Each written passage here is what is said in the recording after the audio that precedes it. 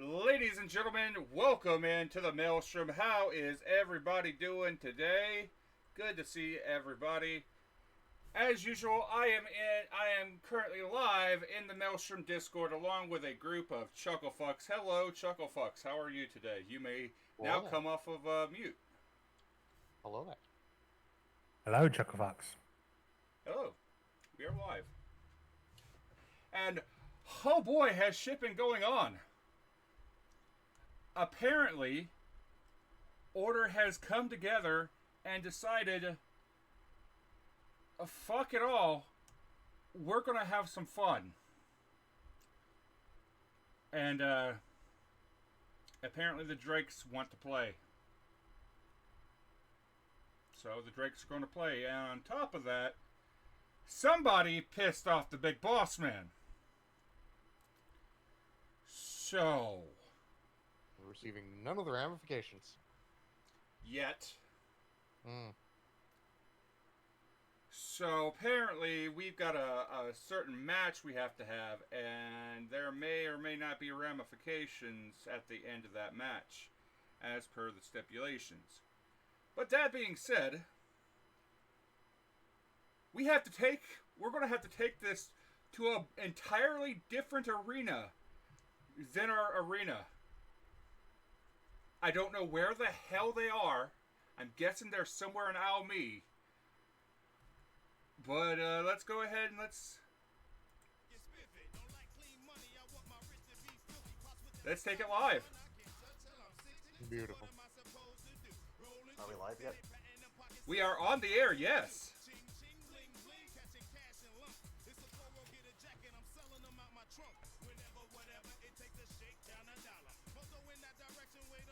Because the Drake crew, the Drakes, apparently want to play at war. I don't know. What is it good for? I don't know. I don't know why they want to play games of war. Maybe it's a training session. Who the fuck knows? Oh, they found level We have 37 a war. in the We arena. have war. You know, if we're gonna do war games, why don't we do it with the orcs and just call it WOG games? We can't. Boo! The fuck is a WA? A WOG. Don't worry, we can't afford the Somebody came copyright. up to the chat. Would you No, mind no, no, explaining no, it for no, him? no. No, it's not orky enough. It's not orky enough. You're not saying it orky enough. WOG games. Ah, shit. There goes our monetization on the video. Games Workshop is on our asses as we speak. Someone explain. We it are to not him. safe. Yeah. We get the joke. We're fucking around. We're beating the shit out of the joke, making our own joke at the joke with the joke. Yeah. Okay, well I'm not good with subtlety. Ah, you're fine. I know. I made a joke. I made a joke in another server, and y'all butchered it. basically we're one-upping, we're yes-ending your joke. Yes. Also, I have returned with water. Welcome back. Welcome back with water. It's good to hear that they're doing all right. Yeah, I mean they're going to be a bit down here in a minute. Wow.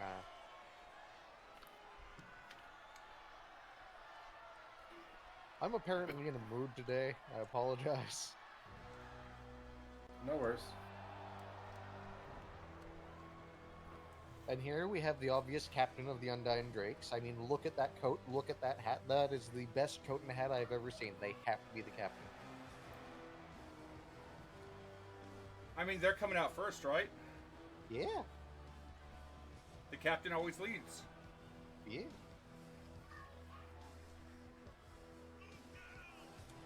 Also, Manatee, thank you for the Tier 2 sub for 49 months in a row. Some bitch. Your generosity is greatly appreciated, and if you're watching the VOD, I hope your dice rolled well.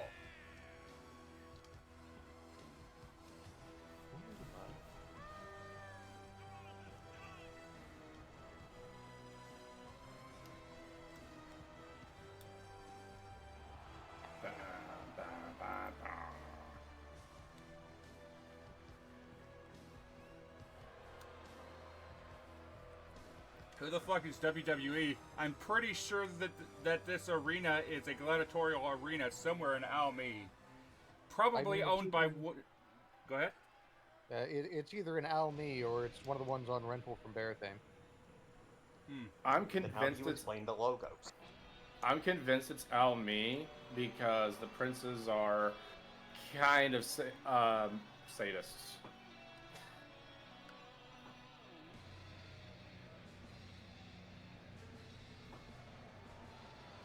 Either that or Sven got it for a very sweet, greasy deal. Always, baby. Yeah, the Weston Wilson Eventail Arena. A good guy. Shame about all the war crimes he committed. It's only a war crime the first time. No, it's only a war crime the second time. And I only say that because I am Canadian. Huh. You know what, fair.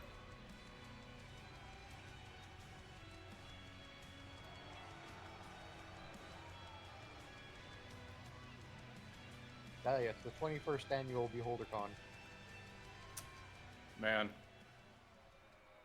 You gotta imagine the crackpot theories each beholder is saying.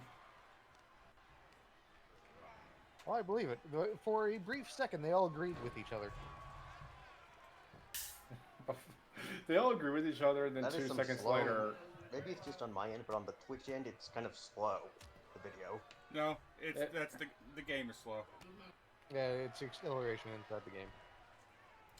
But, yeah, so the beholders all agree with each other, then, like, in a split second later, all chaos broke out because of that. That is ridiculous. Why is it slow like that? The game is thinking Okay. too hard. Yeah. It's like when I think too hard, everything just shuts down. It's like an orc when it's trying to think beyond 2. Like it's 1, 2, What then comes 2 after and 2? 1, 3. and What then comes after 2 and 3? 2. 4. No, it's like Half-Life Flow. It's like Gabe Newell trying to count. What So, comes fun after fact, 2? orcs actually have numbers all the way up to 5. And then I it got just goes 5 and many, I think. Yes. And then By there's which I meant- 5 by and which I many meant and Val. many. Sorry. We got the joke. Sorry, go on. I was just going to say, I Go on. Oh, no, I didn't want to interrupt.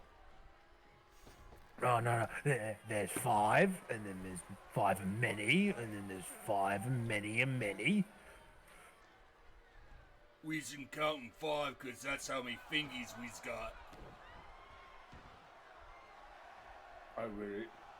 I mean, I just go back to the soul bicycle stick. I can count to 4, and that's been helping me a lot. Except for them boomer boys. Them boomer boys, they count less because they got less fingies. Although, they done learn from their mistakes. And what's about them counting on their toesies or stuff like that? No, they ain't got none of them no more. I hear some. I heard this one kid to count the bullets, and got lost after 2. Why is they even blowing themselves up? Shouldn't they be using some grots or something? Well, blow yourself up is the best thing to do. Yeah, but it's not funny. It is to me.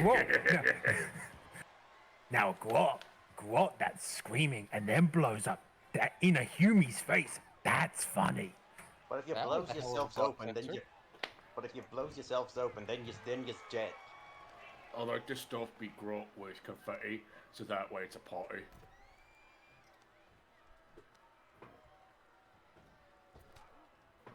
We're fucking idiots. But what happens when the zogging thing goes off in your face? I say it's a party.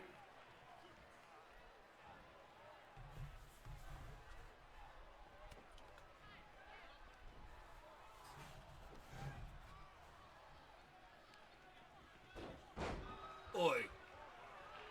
If you put a bunch of like that Humy sparkly git inside of Gretchen, is it a party thingy? More like a party favor. Yeah. You grab them by the arm, grab them by the legs, and then you pull on both sides.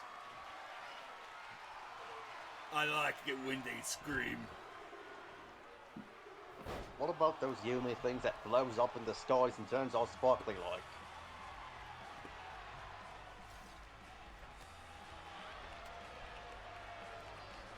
Oh yeah, I love this song.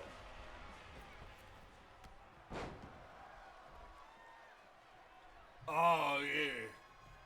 Them things that supposed to be boomsticks. But they ain't. Speaking of boomsticks, has anybody seen the new stick grenade, effectively? The modular grenade that's currently in trials? Stick grenade? You mean thermite? No, it is called a No. modular grenade. Yeah, it's like- One unit counts as basically a flashbang, 2 Mhm. units is a practical grenade, and 3 is an anti-vehicle grenade. Yup. Where'd all these Slapped humans on. come in from? We just let ourselves in. Yeah. Door was open. I mean, I have the keys to the place, so. Yeah. Well, it's time somebody keep the bloomin' lock closed. Wow, rude.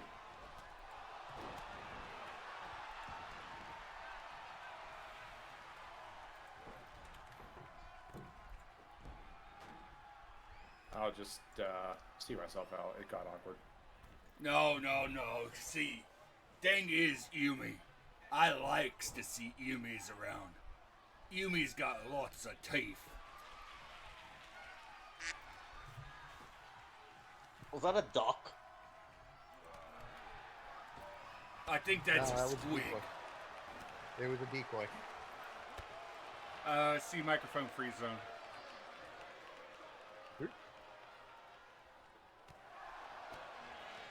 Oh, stackable. I thought you said stickable. I mean, they are stickable with a little bit of glue. Or something like paste. Like, you know, like that's like those Semtex explosives that they use in COD. Man, I've seen one of the tests with them, and they are silly. It's only a matter of time until somebody plays Tater Toss with one. I'm just waiting for the one, like, Marine or Army, or somebody in the Army to, like, pretend it's a bow staff and just, like, start, like, chucking it. I mean, as long as you don't pull the ring on the top, it's fine. Joe, did you take a look in? Mm-hmm. Yeah. That's what gave me the idea of there's gonna be some random Marine bored off of his ass, sticking them together, and he's gonna be like, I'm like Darth Maul explosives. And I know a couple of Marines that would do that too.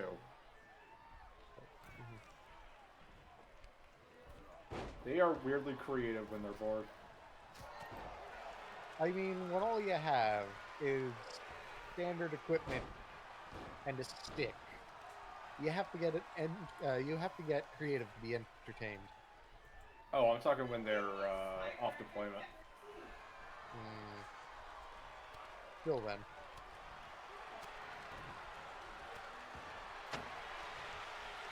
The amount of random crap they have cooked up in their garage is just phenomenal. You know, I just noticed something. I will laugh if Denny comes out next.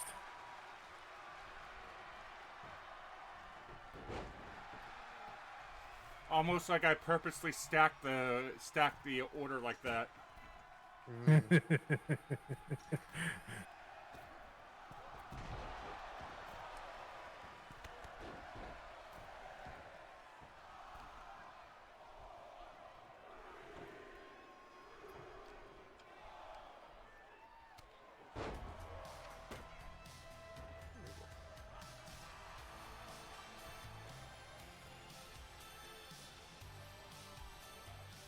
We did open with Wargames Cam.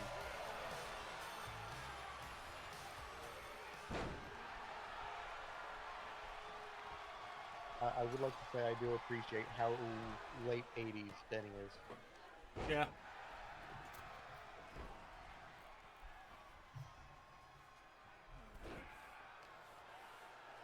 If I remember correctly, which I probably don't, the 70s were pastel, the 80s were neon, and the 90s were metallic.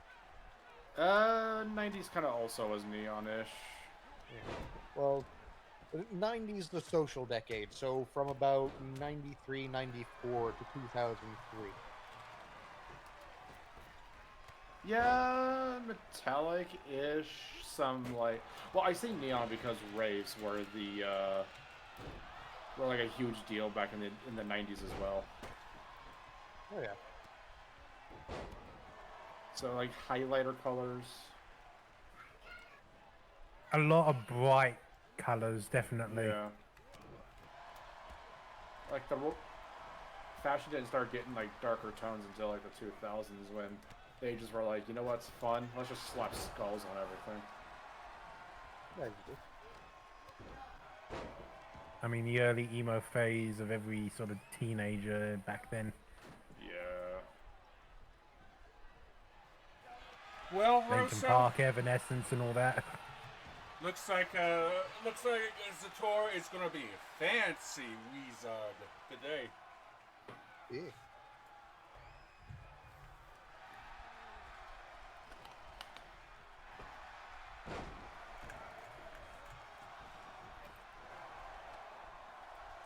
Wait. I gotta read that for a second. And I'm doing a double take with that. A gilded wine glass fashioned from a human skull and set with lapis lazuli. Oh wow. That's Hey Bob, question Yeah. from Mill Moon. Have you gotten the new Pacific Drive update that yet? I'm aware of it. I don't know if I updated it. Oh, is that why Pacific Drivers had like a bunch of advertisements on Steam lately? And we have blood. Yes. Yeah, they released a whole bunch of quality of life pieces for the vehicle, as well as a new DLC pack, which it looks like they're doing the same thing that DRG does, where it is all cosmetics for the DLC. They released the DLC the week after I finished the fucking game. You hate to see it. I mean, they just want you to keep playing it, Bob. I mean, it's not exactly like Boltgun where I finish the game and then like a few months later, then the DLC comes out.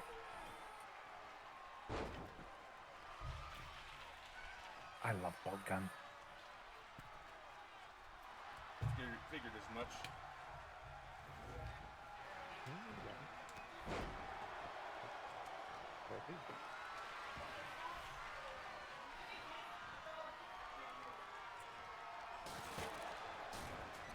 I mean, the best thing is that you can have infinite ammo and it won't count against your achievements.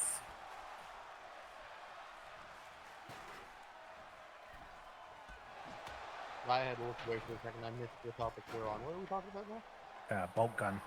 Ah,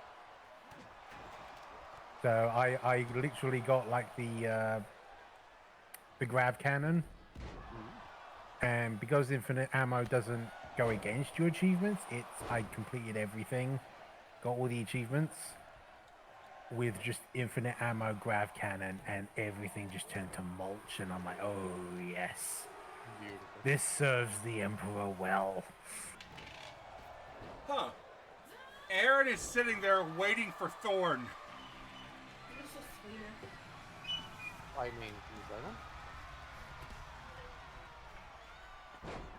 Bruh is sitting there with a sledgehammer waiting for his brother. And we have a stop sign out. Ah, it's a It's silent. time to stop.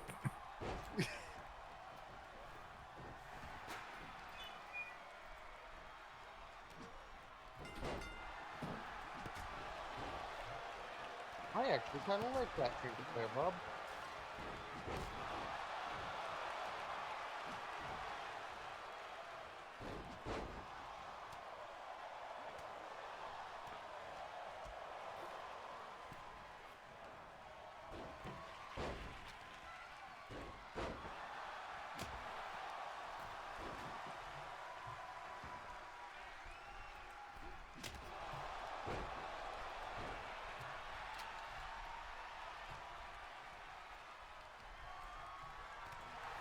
Damn, the game always knows what you're going to do even before you do.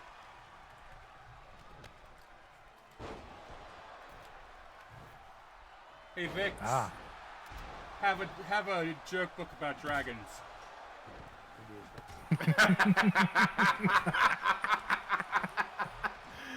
Oh man, Vix gets to look at it and see. Okay, which one? How offensive are these? Yeah. How many of them are Yo Mama jokes? Yes, well, there's a certain dragon lady that, you know, he can basically use them on. I don't know. He's been holding his own when it comes to Have a go on, Moon. a spar of words. Have a go on, Dylan. Moon.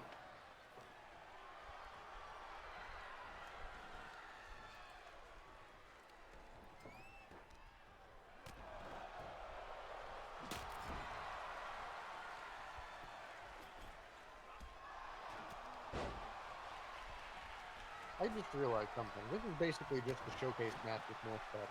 Yes. Yeah.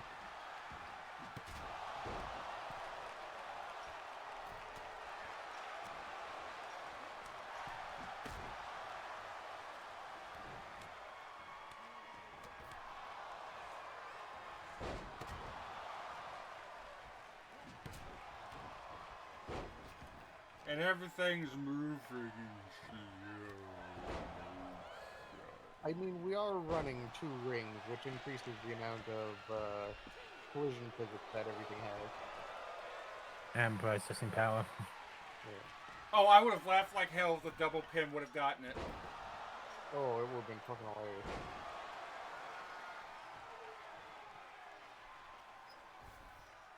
Thorn knows you get disqualified if you leave the ring, right? No idea.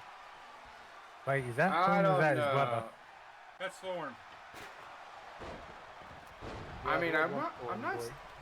I mean, I'm not saying I wouldn't put it past Thorn. How do we have more blood?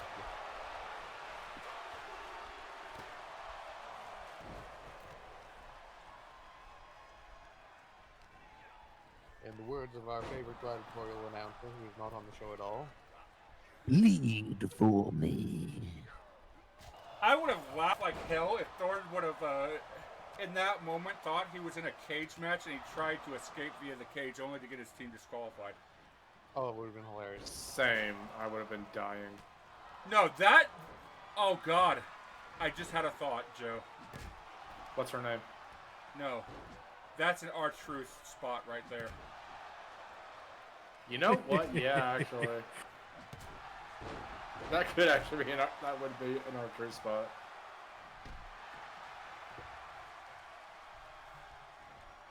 He'd either be in the match and try to escape via climbing the cage, or he'd be outside the cage and suddenly climb it to get in.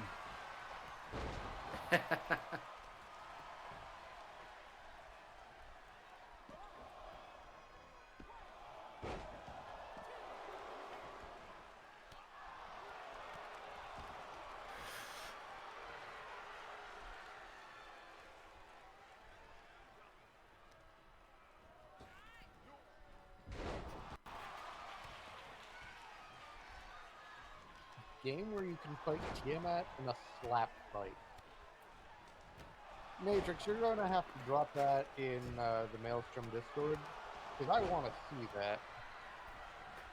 My god, that's a lot of heads for Tiamat to smack you upside the head with. Literally.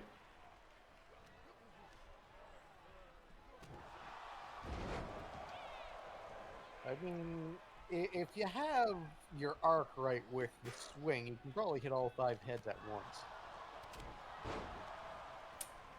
Just like Kevin Owens.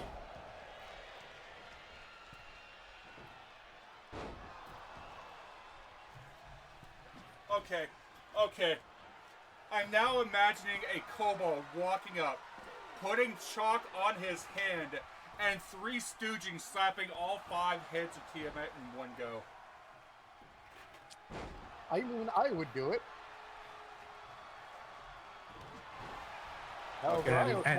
And then watching Tiamat just, go limp from the strike. Okay, we need to call Mike Epps. I believe he is the one who can do it. Yeah. If you know the reference I just made, you are old like me.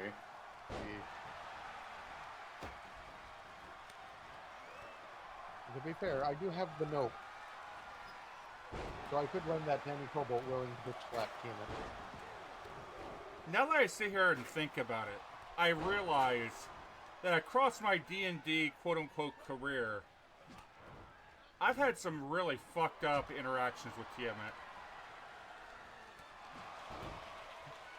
So Bob, Sebastian just gave me a wonderful headcanon. Picture, if you will, Tiamat. Just behind every head is a cobalt as the heads slowly bob up and down, entertaining the baby kobolds. Huh. It's like what, they're bobbleheads? No. You've heard of 5 kobolds in a trench coat, right? Hey, I've heard of 3 kobolds in a trench coat. Yeah, 3 kobolds in a trench coat. It's 5 kobolds in a papier-mâché Tiamat. Perfect. Oh, that's actually kind of clever. Oh yeah, no. I think I've seen something like that in one of the Paper Mario games before, where they had 5 Koopas in a Bowser costume.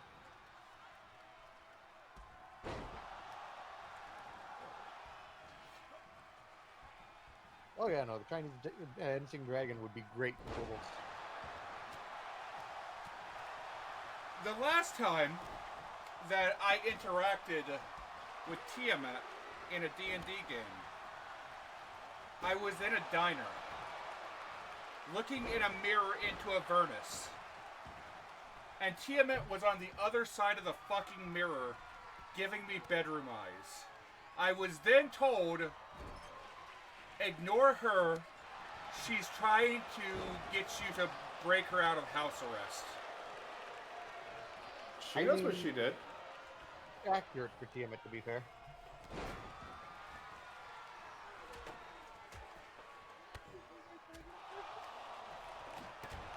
I'm just sitting here going, what the fuck? I don't Listen, Frank makes some great calamari, which is ironic. I know, right? It's fucked up that Frank's special is a seafood special. Beautiful. Damn it, Bob, you got me thinking now, and I don't think I've ever actually directly interacted with any of the D&D gods. And your winners...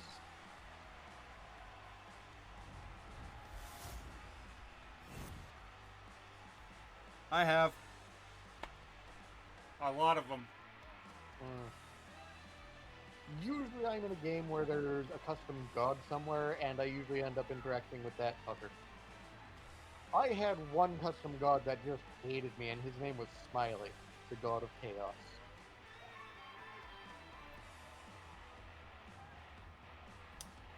There was a game. Go ahead. No, you were saying. Joe, I think you're going to like this one. We had this back when we played First Edition. There was stats for all the gods. We kicked the shit out of Loki. Like, we impaled him with a giant greatsword, and the wizard kept hitting the greatsword with lightning bolts while he was impaled on it, kind of shit. Was it an illusion? No, we actually killed him. He came back about a week later. He apparently made a pact with, it was either Loth or Groomish at the time, and he got brought back. Then he proceeded to hunt the party down one by one. The DM handed one of our players an arrow that was specifically made to kill Loki. Just straight up handed it to her. And was like, here. Just straight up gave it to her. She decided to marry Loki instead. That's good. So the entire party went to the Norse pantheon to attend the wedding of the man who wanted every single one of us dead. That feels like a Loki thing to do.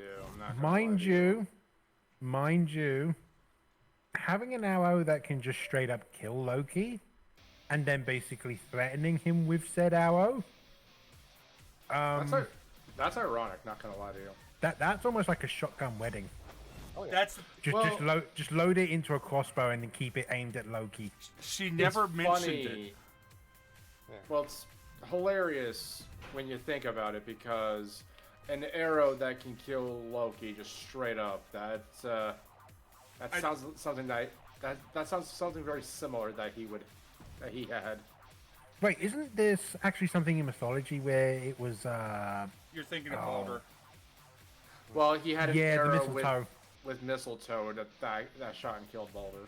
Mm-hmm. Which is again ironic for that she had something on Loki in the form of an arrow.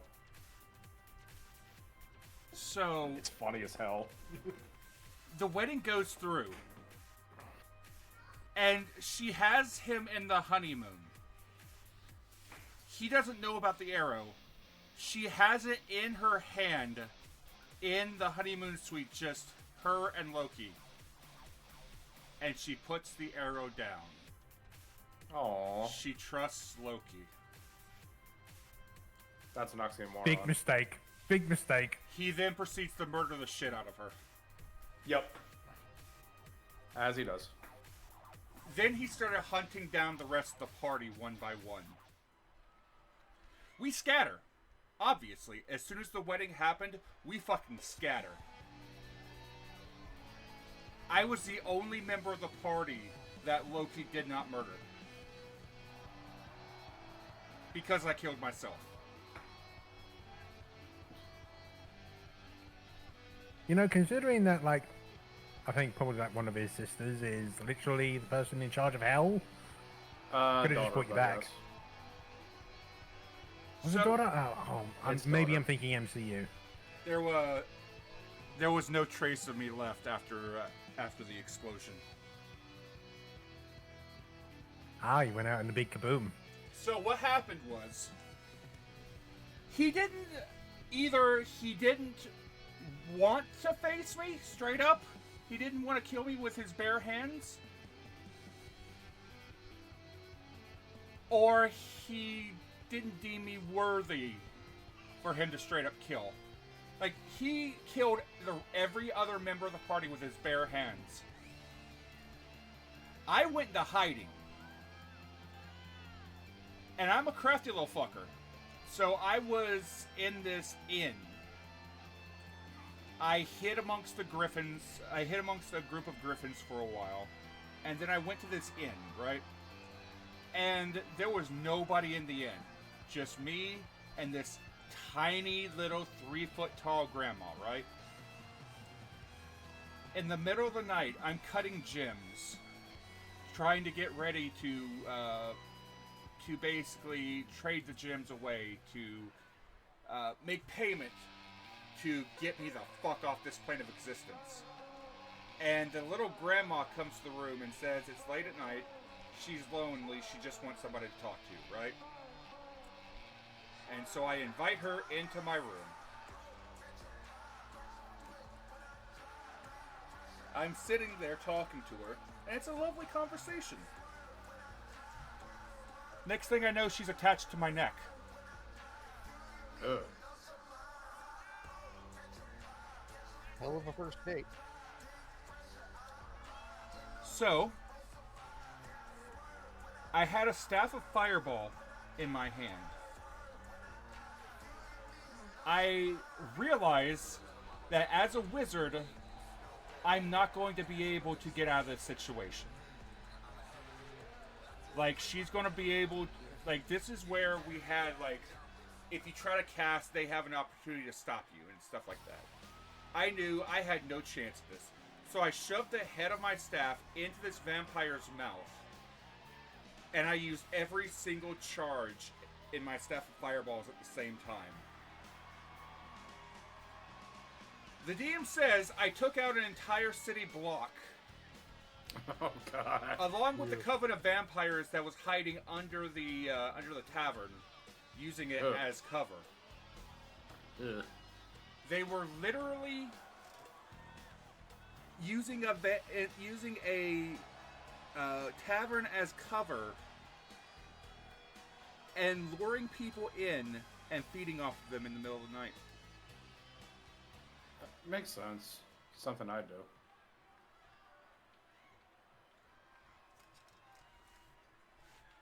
The DM made mention that Loki knew that that coven of vampires was in the area. I don't know if he talked to them to target me, or if it was just coincidence.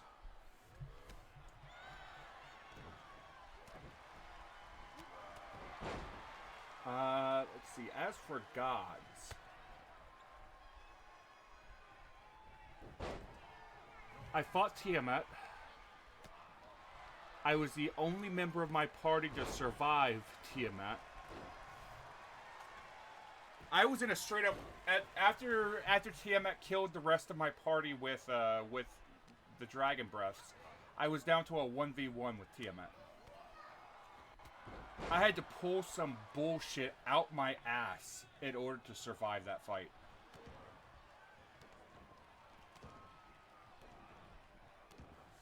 And not only that, I actually killed Tiamat in that fight. Let's see, we've interacted with all the Norse gods. We had stats for all the Norse gods. Well, that reminds me of the lesson. If they're static, you can kill it. Yeah. This was There's a first reason- edition. Yeah, there's a reason why the Vistmine gods are usually missing at least one stat.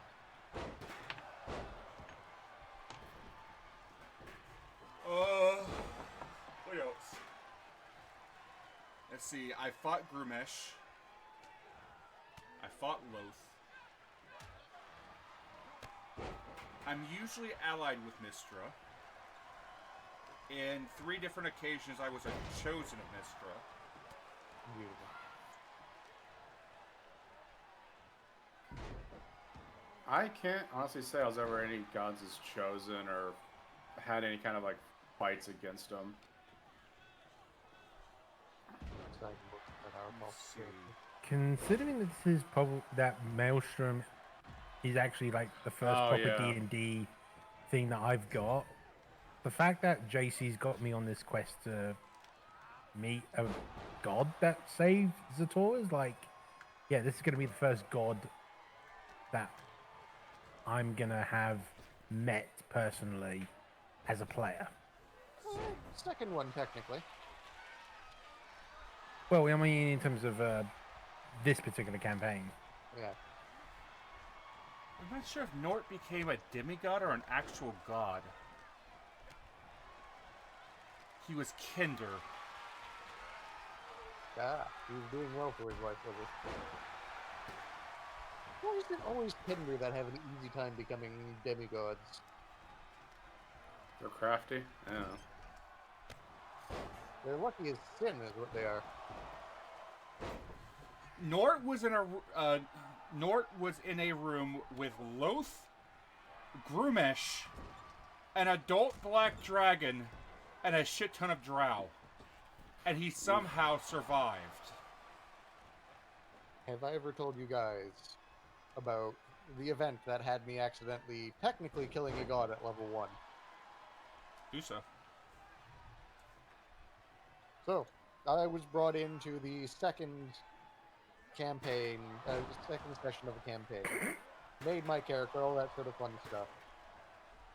And I was given 2 unique things for my character for the backstory I had. 1, the ability to force push at will, which is just a 10-foot shove. And 2, the ability to not be moved against my will. That'll come important later.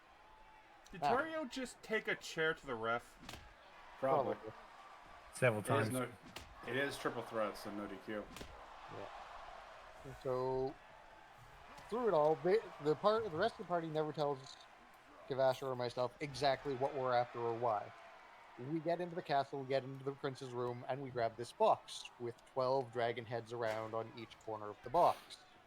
My character picks it up, starts to open it, and the raw divine force of the god of destruction starts to creep out of it. One of the other players has held up a bag of holding. 10-foot push, box into bag of holding.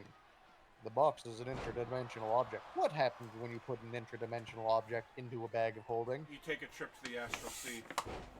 Yes. The god got a one-way trip into the astral graveyard of the gods. That was the first of several paradoxes. Now, after that, my character picks up the entirety of the party and starts using force push to increase their move speed to jump off a cliff. And about 10 feet from the bottom of the cliff, I go, oh shit, I have squishies with me. They're going to die. I force push myself, and I choose not to be moved by it. So what happens? An unstoppable force met an immovable object. The world decided to partially reset. I went from blue to pink. The doppelganger became a drow temporarily. The tiefling lost their tail, and the human had an extra pair of arms.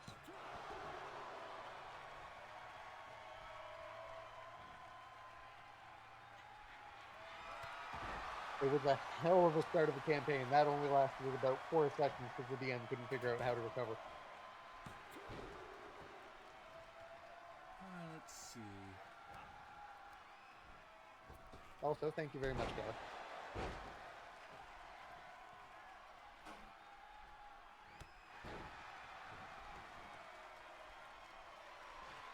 I mean, I wrote a story and I had a god that was in that.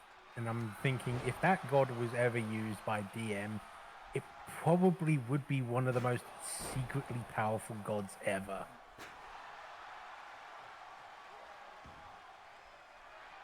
Because you could never kill it. Not truly. There are rules in place where you're technically not actively killing the god, you're killing some aspect of it. And your winner, Quentin Martin.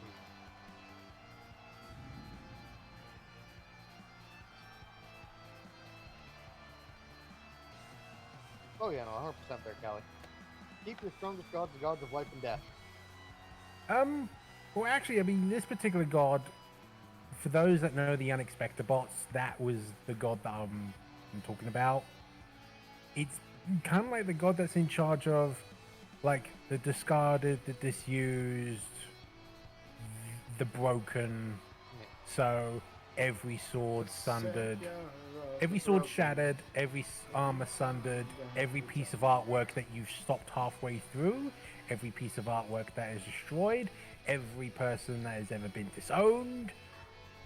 You know, it, that all feeds into Whip, and that's kind of what makes him just that powerful. And so it's a case of the more broken things are, the stronger he gets. I know So in it's my like- campaigns I have two gods. The god of things lost but dearly loved, and the god of things discarded. One of them Stay is out of that. decidedly more powerful than the other. Also, do yourself a favor. Stay out of the God of Secrets realms. That place is a bitch. We won't get into what Aziraphim does in the back rooms.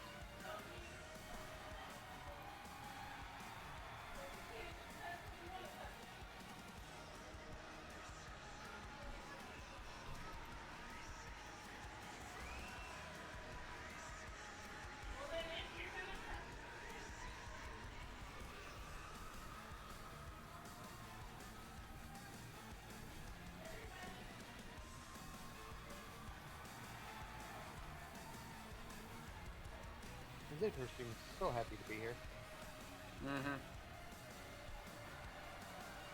Always.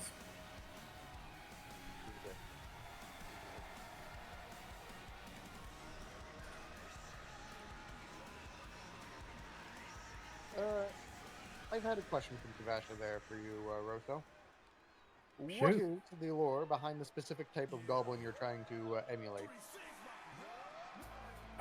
It's a mix. So, part Warhammer, part fantasy. Beautiful. It's just a mixture of the two. Yes, how the character type with the red cap. Oh, the red gobbo.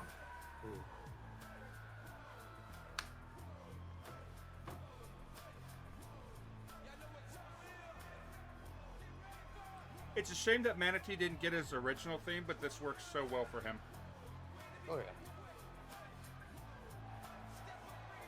I could probably hunt down a decal so that his face would look more accurate to his character portrait.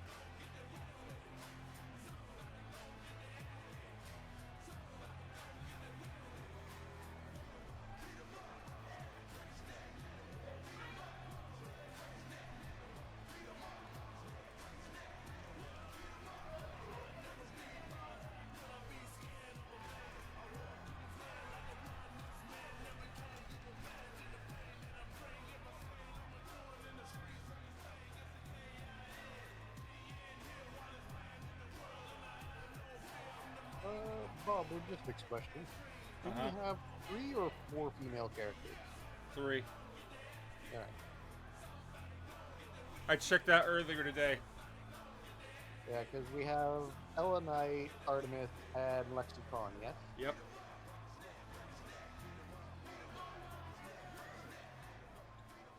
Calypso is saying we may or may not have a 4th on the way. Good.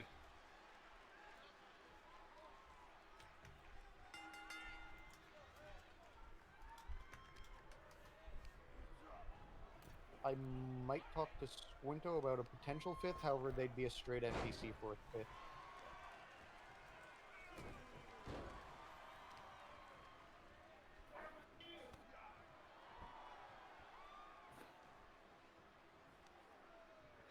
Ooh, that ring is going to be interesting. Yeah, Cam, goal is already made.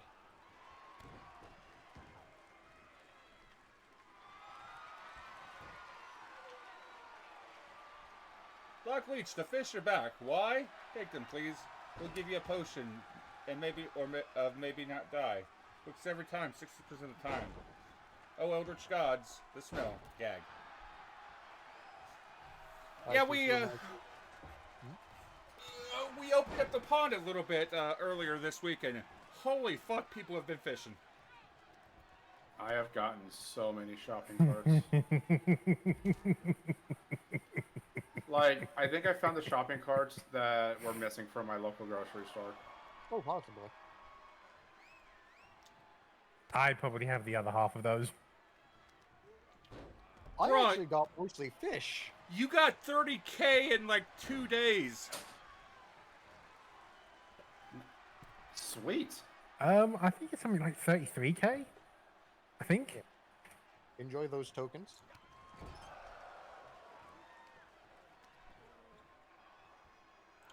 As of right now, you might be able to afford like the 4th most powerful item.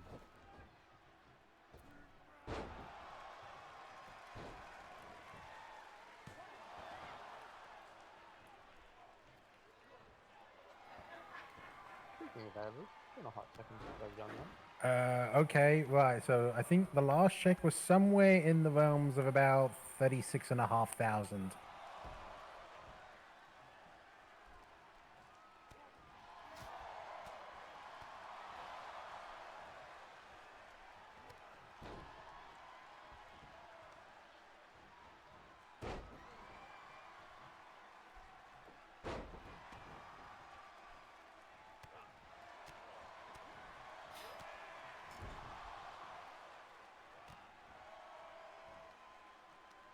Matrix, anything that you can get in the fishing shop, you can get outside of it.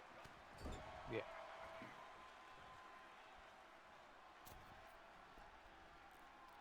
Except for the first place item. But once that thing is bought, it's out in the wild for anybody to grab. Because the first place item in the fishing shop is a one-of-a-kind item. Oh boy. It is the rod of fishing. Maybe.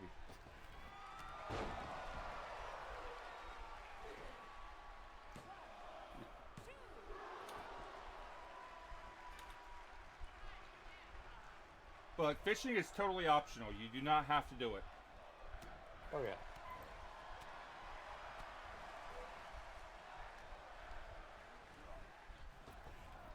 Yes, it's going to be unveiled when we. Some of the items are going to be unveiled when we show the when everybody gets their tokens for the first month.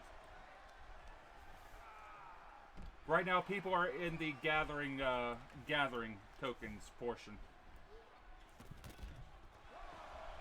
I'm just fishing.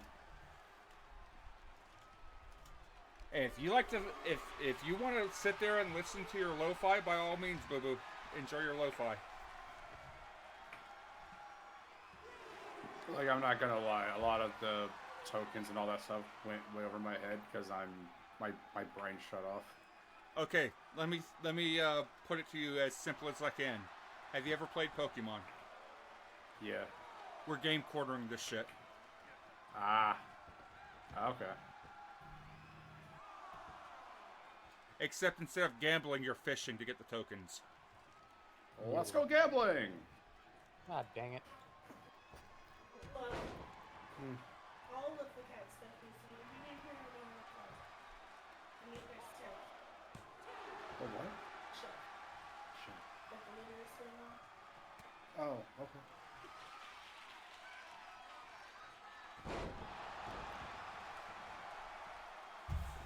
Pain and aches become no more with Arnold Hannibal Cosmetic Specialty Tonics.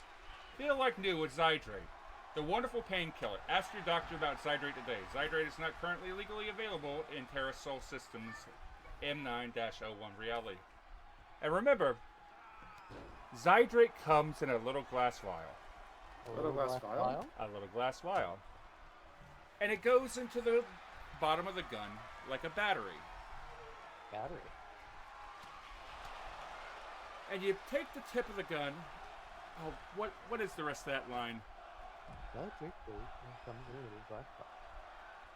Little glass vial. The little glass vial goes into the gun like a battery, Mm-hmm. and then the gun goes somewhere against your anatomy. Right. Pull the trigger, and then you're ready for surgery. And then the gun goes off and it stops, and you're ready for your surgery. I haven't seen the entirety of that movie yet. And I haven't I think I last saw it about 8 or 9 years ago.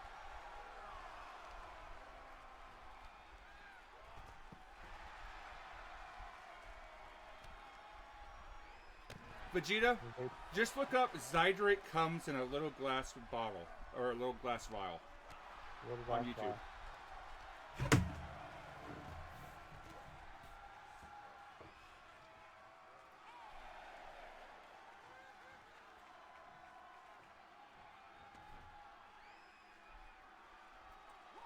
Actually, you know what?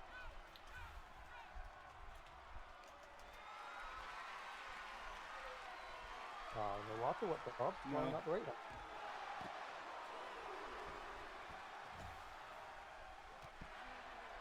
Apparently, Weird Al came out with a new song.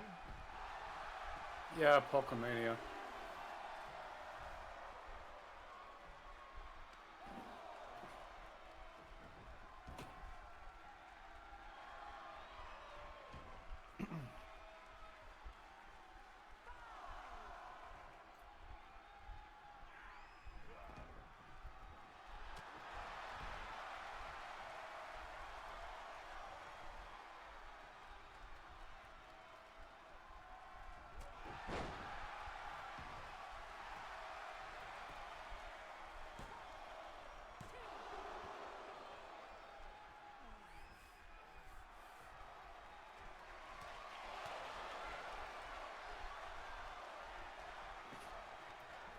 Oh, fuck. The divine touch didn't finish. So that's what happens. The reason why I said that it doesn't work is you get the hit off, but the AI is so aggressive that it doesn't step back and let the move finish. Yeah. You get the damage, but the AI is too aggressive. That's why when you saw Arkoff pull it off on Warzone, basically what happened was that was a recorded match. The fuck was that? Oh shit! Catherine! Thank you for the $25 dono saying we ball. Fuck yeah, we do. Thank you so much for your kindness and your generosity.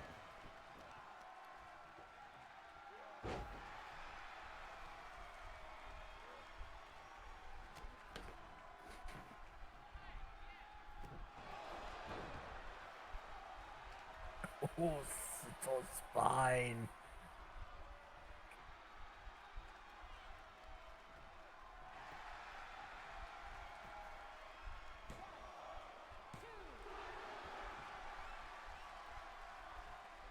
Sato's still in. Ever see a goblin get banged? Heyo?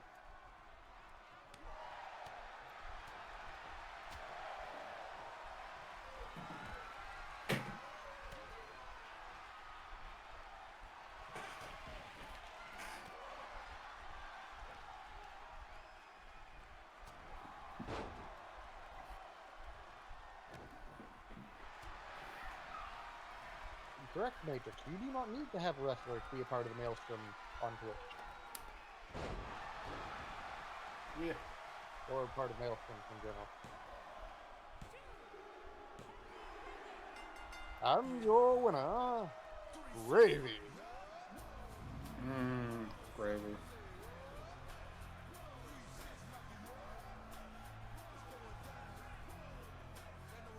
Next week, Gravy is facing Oliver Biscuit. It's going to be a biscuits and gravy match. How can you have biscuits and gravy? Ugh. Rosso, this is something that is very American. I will admit. Yeah, and it's weird. Maybe for you. I'm British, of course it's weird. Now, It's no different than a savory pudding. now, Rosso, I'm sure that you are aware that our biscuits and your biscuits are two different kinds of foods, right? Yep. Yep.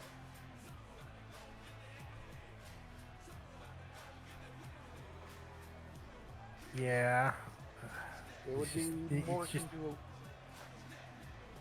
it'd be more akin to a buttermilk scone with a nice thin savory roux to it. Yeah, it's like more of like a fluffier scone. Oh, no. You have to cut the scone in half and put butter in it. That's all it's good for. Have it with tea. I will contest you on that, Rosso, and say scones with clotted cream and jam are fucking delicious. Pardon me as my Irish comes out a little. Rosso. Ah, yes. You're Yes, making me do clotted it. cream and jam and Rosso, you're making Also, me Kelly fucking do it. posted. what? Hold on.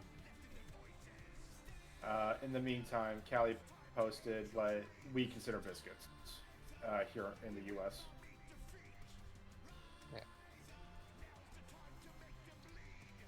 It's not like anyone's dipping what you would call biscuit into gravy. That would be weird. True. It would be more akin to basically sopping up the gravy left on a plate after a good dish with a bit of bread.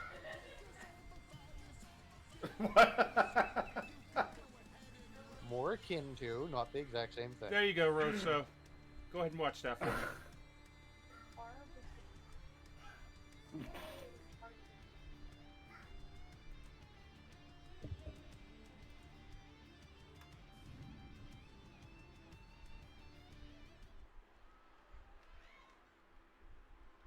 I mean, biscuits and gravy is the same level of controversial on an international level as pineapple on pizza.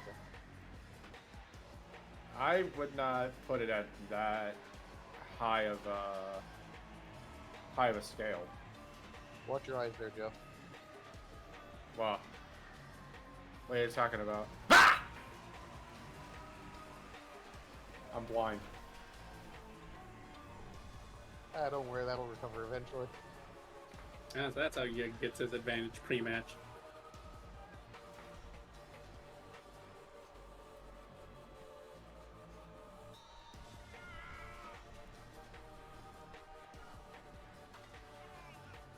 I will say, I like how well this music matches up with everything, considering I had the jury to get it roughly aligned.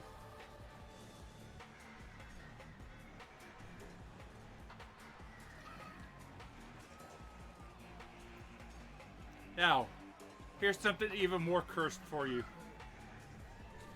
I've had biscuits and gravy pot pie. That actually wouldn't be bad. That doesn't sound terrible, actually.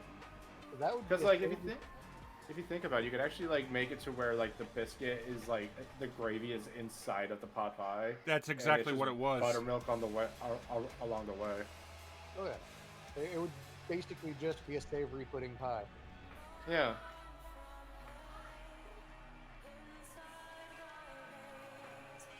You could add some like You know, sausage or something on top of it.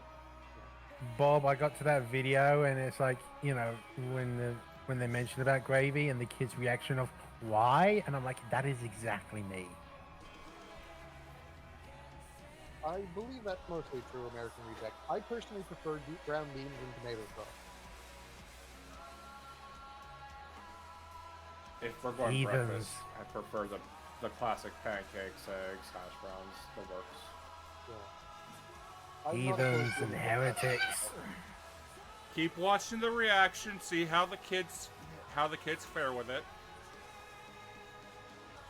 Like, I'm not a fan of gravy, but I still think biscuits and gravy are good. I am very opinionated on the type of gravy I like. I prefer a chicken gravy or tin gravy. However, again, that is the Canadian in me being biased. See, I like the old turkey or chicken and gravy you used to get in school where it's just basically floating in it. Yeah. Well, also, you also have gravy on fries with cheese, and I'm not here to judge or anything, but I'm just saying I want poutine. Okay. No, no. It is a drinking food. Y'all, By all means, have poutine. y'all, I want it. y'all ever have grease gravy? Maybe. No, yeah. Also, Kelly, I agree with you on that. All right. I don't know, some butter and jam. Like some grape jelly or something. So here's what you do. Grease gravy. So here's what you do. You take a number of like hamburger patties and things like that, and you cook the hamburger patties. And then you take all the grease from the hamburger patties. You pour flour into the pan with all the grease. You mix it up. It becomes a very thick gravy. You then add water to it to water it down. And then you add seasonings on top of it. And then you put the hamburger, the cooked hamburgers, into said gravy. That'd be good. So that sounds a lot like how I would make my sauce when I made steak. Because I would sit there, cook the steak, and anything that was left in the pan would get a little bit of water, a little bit of flour, get nicely thickened up, add a little bit of pepper, seasoning, whatever I felt like that day, and then just pour it over the steak after.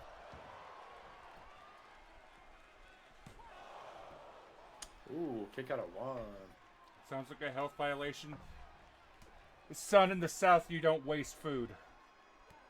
You don't No. waste any fucking thing in the South. You don't. Common rule.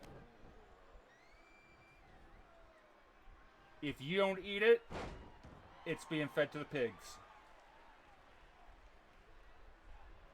My grandfather, well, he isn't from the South or anything. He had a rule. You order it, you eat it. Oh, yeah. My uncle thought it was fucking hilarious to feed ham and bacon to our pig. That is cruel.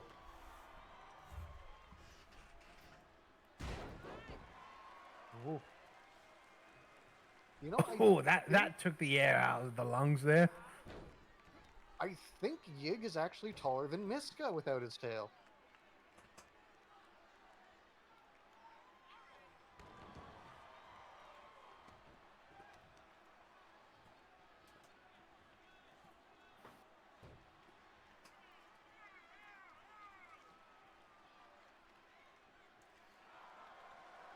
So, back in the day, my first DM, they bought his mother a pot-bellied pig, a piglet, for Christmas. But it was one of those things where they realized that they wouldn't be able to keep it, so they kept it for Christmas. They played with it a little bit. And then they had to find some place to basically pass the pig off after Christmas, which was kind of a bullshit thing. Yeah. But we were told that it was going to be this tiny little pig, this little piglet that you could, like, put in your purse, and that it would stay tiny forever. And Oh, a teacup pig. we got fucking lied to. Yeah. That happened to my mom like 10 or so years ago. They were sold a pig. They were convinced, oh, it's gonna be a little teacup pig. It's gonna be like a little like Chihuahua-sized animal. Nah, that thing turned into a hoss. Yeah. She lived 15 years? We had her litter box trained. Like, we had her trained early on to where whenever she would go to the bathroom in the litter box, she would get a raisin. And she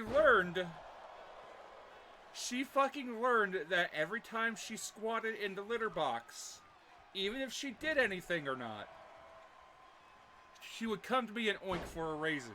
If I didn't pay attention and watch her, she would get raisins from me. So I had to start fucking watching her. And then she learned that she had to squat and she had to use the bathroom in order to get a raisin. So she started drinking water like a fucking maniac. Just so she'll have to go to the bathroom more to get more raisins. People underestimate how smart pigs are. Oh, pigs are fucking intelligent. Cows are too, however, they just have the unfortunate, they look dumb. Well, cows, they just want to graze, eat grass, and just chill out. Cows are just large dogs. Yeah, a little bit. She was a house pig until the point that she got about 2 feet in length, 1.5 feet tall. And then she became an outside pig. Yeah.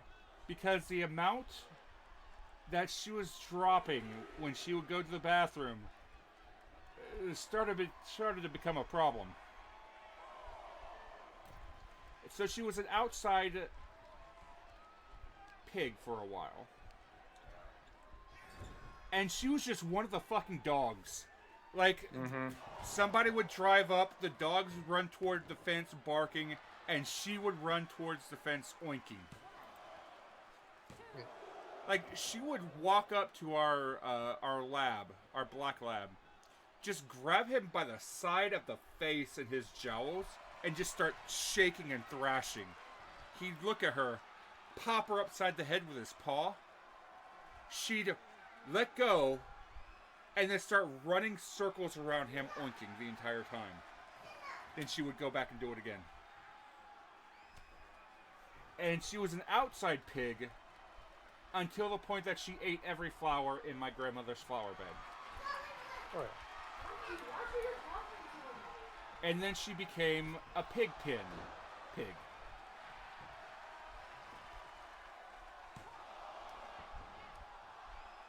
Not even a 1. Good lord.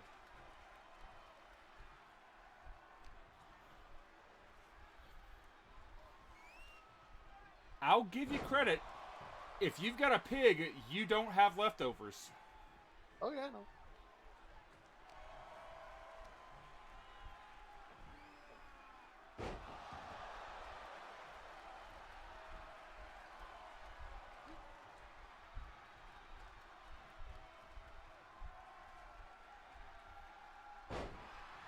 And her favorite thing in the world was to have belly rubs.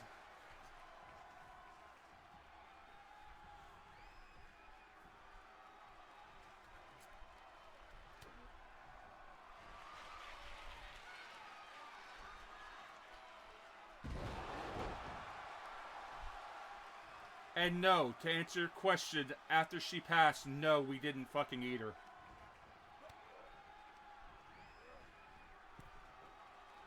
I buried her myself.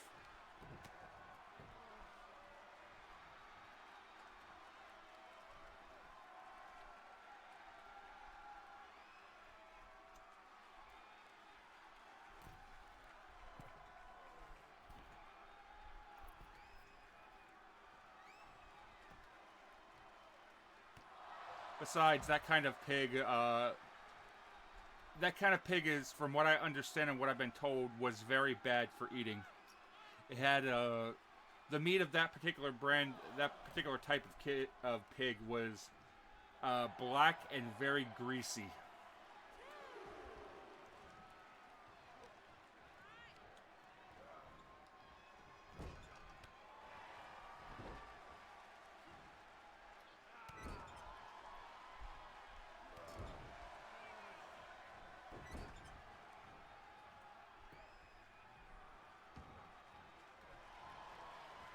Honestly, I'm not even sure that this is an even match at the moment. It's been fairly back and forth, because Gig very much loses control on occasion, but so does Niska.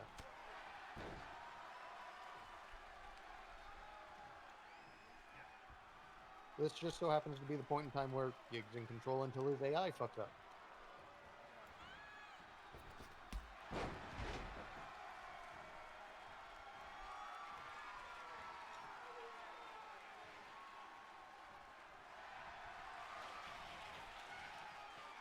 piercing rod again. By God, it's the Janissary sling!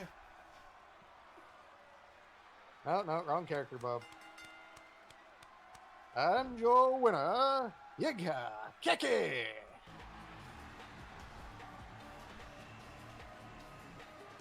Alright, now let's play the fun game of where's Yig's hair gonna be? Misko is distracted by the Mumbahi trying to translate it. The fuck?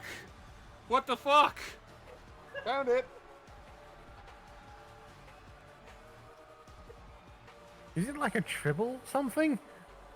For some reason, the game does not like the model of Yig's hair, so it just sticks it somewhere. I blame Fey Magic.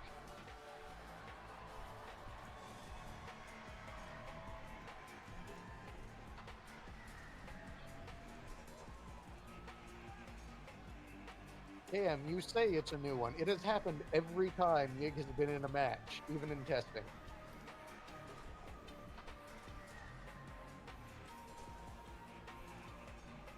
I mean, you are the resident Fae, Catherine. So, how much is Misko gonna be, pissed off about that? Yeah, it depends. If it was a good enough match, they might be fine with it. It also depends on which Miska it was. Oh Wolf yeah, because or there's multiple spider? ones. Yeah. Well, there's Also, Wolf, there's Spider- Spider, Spider's and then gonna be there's pissed. Miska. Well, there's Wolf, Spider, then Spider. Yeah.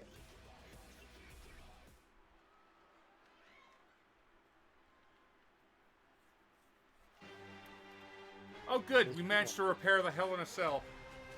Beautiful. BAC certified.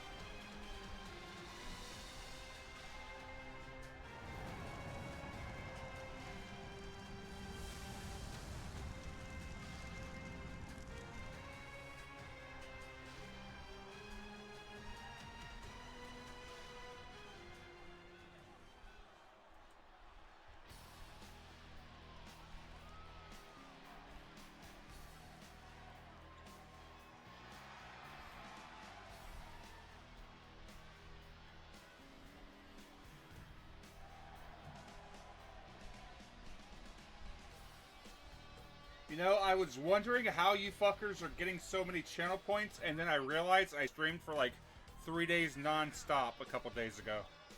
Yeah. Nearly 48 hours straight. You might have to start bumping up the price of everything there, Bob. Clearly, we need to gamble more. Yeah. Do we want to gamble on this one, Bob?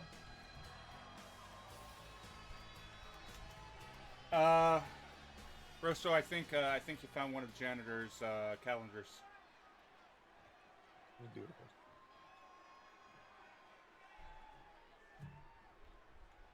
Never want to meet the person who did this.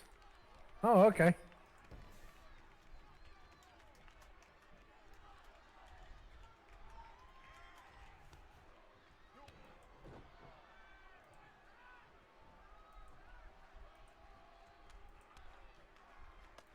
Hey, Bob, it's been an hour. Have you had a drink yet?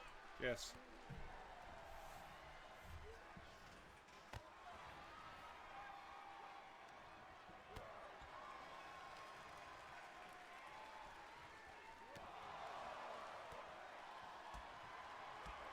For me, it was all the shitpost gift subs fair.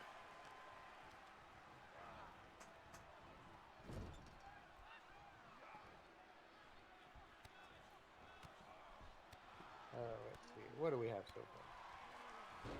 We have 2,000 for Hildo. Now it's 8,000 for Lucius.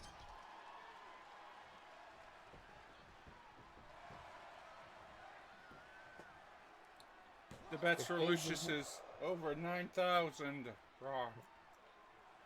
Wow. If Paige is in the chat, I know who she's voting for.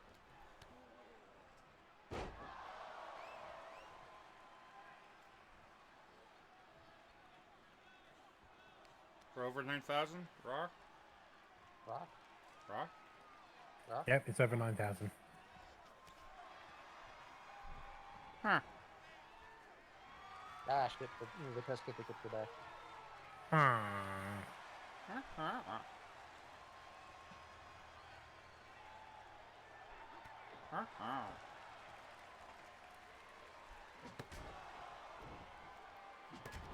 Hildo no longer has a collarbone.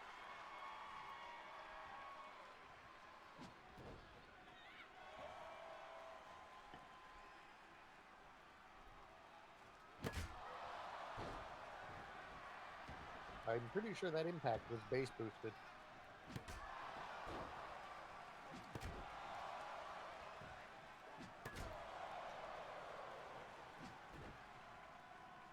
Yeah, Lucius kind of got the raw end of the deal.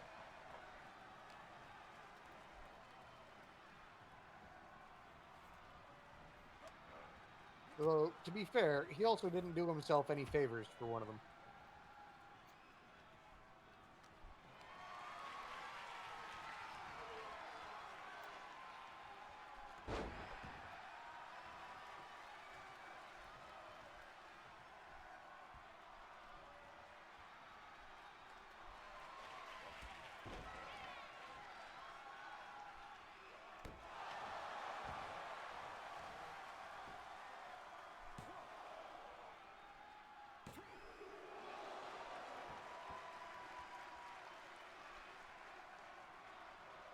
Are we going to stay in the cage? Probably. I mean, last time we were in the cage, then we were out of the cage, and then we dropped back into the cage.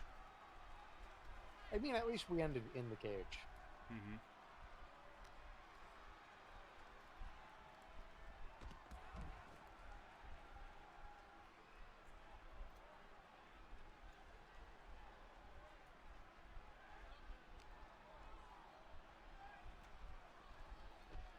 Although it took us a while to repair the cage.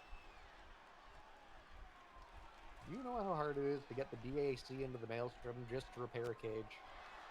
I can imagine.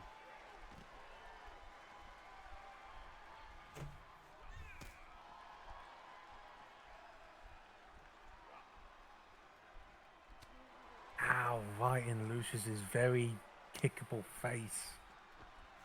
I mean, from what I understand, that there's something that the big boss man of Chaos is holding back from getting into the Maelstrom. Oh, there's probably a few things.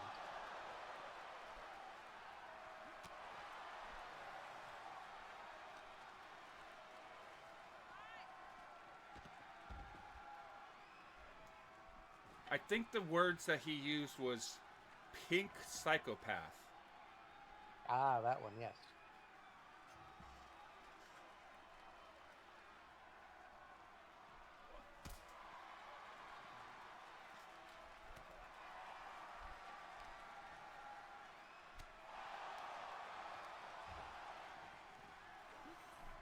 Oh, rumor on the street is Tamaroth got vumped to try to hold back something with teal eyes, so... Or was it green eyes? I can never remember. Fuck green.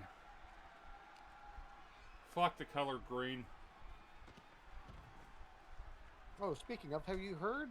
John Tristram is going to be changing from pink to green soon. That makes way too much fucking sense for Wand.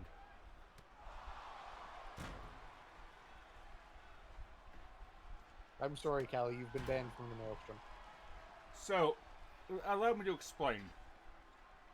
Anytime that Juan tells stories, that one has, like, creative input, whenever she has, like, an antagonistic character or an antagonistic force, she always describes the color green in association with it. Hey, Season 1 fans, remember the Leviathan? What color was the Leviathan's eyes, and what color was her magic?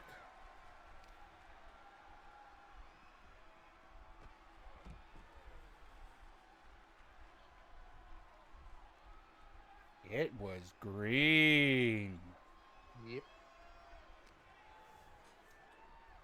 Rosso can kind of sort of feel this because he's part of a campaign I'm running where one of the bad guys has teal eyes, and all the magic involved with the individual is teal.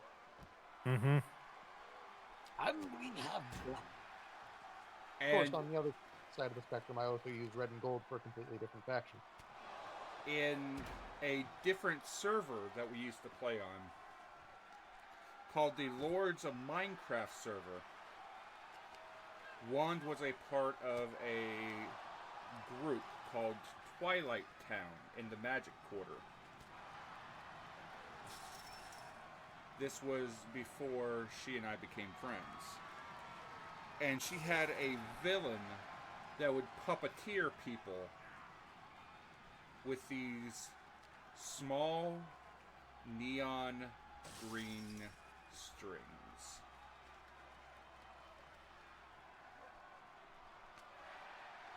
She played a serial killer. As you do. And she controlled people and killed people with green strings. And when I played Solomon, in the original world that Jaunt comes from, Jaunt has blue eyes, normally. But anytime that the Leviathan was in control, those eyes would shift to green.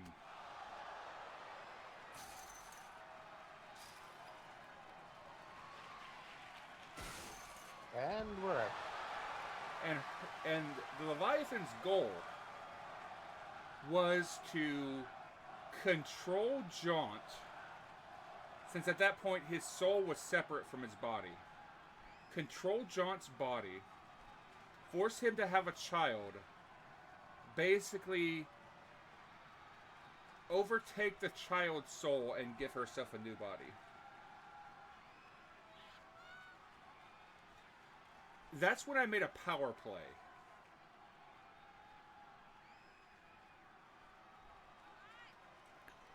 With Jaunt's soul in his possession,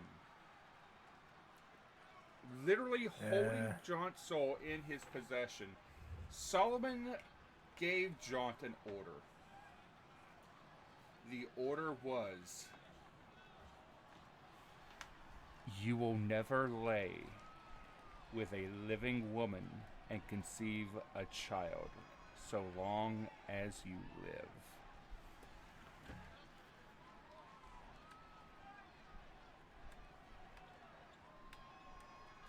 AKA, I use soul magic to make Jaunt gay. As you do. And then once he became a vampire, Jaunt's entire thing was relationship, yes.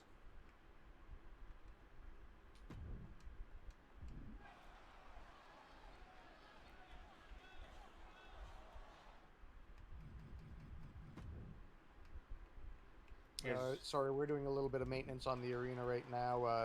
Found a leak in one of the waiting rooms and everything had to put on hold. Because Jaunt Tristram is the biggest manho I have ever seen.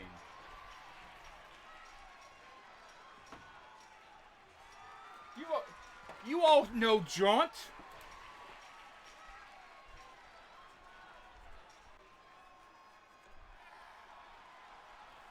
He's too fucking charismatic for his own good. And this was before John had the 1,000 years of rule.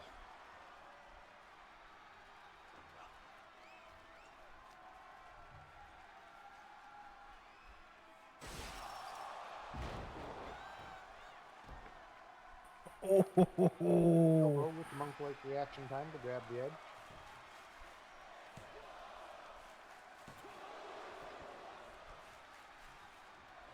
Lucius proves he's made of tougher stuff.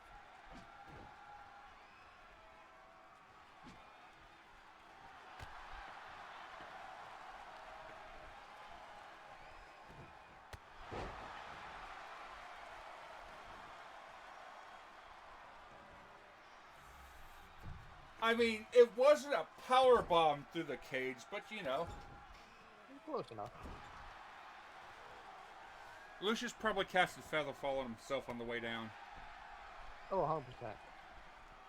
I did see a flare in the magical suppression system. So.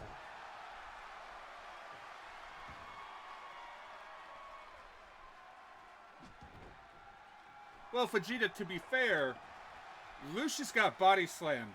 Mitsuka got power bombed.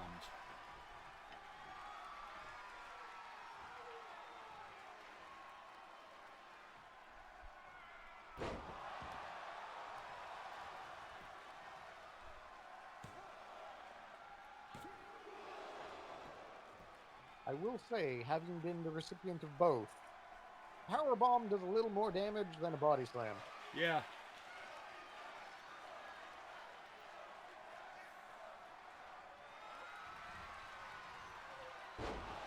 And that largely depends on one thing.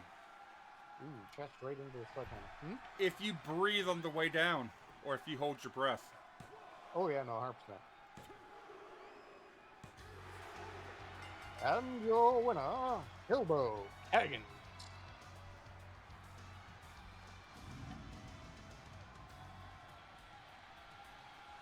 The biggest problem with the power bomb is a power bomb is well set up to immediately put you in another power bomb. A body slam, you only ever get body slammed once at a go before they need to set up again.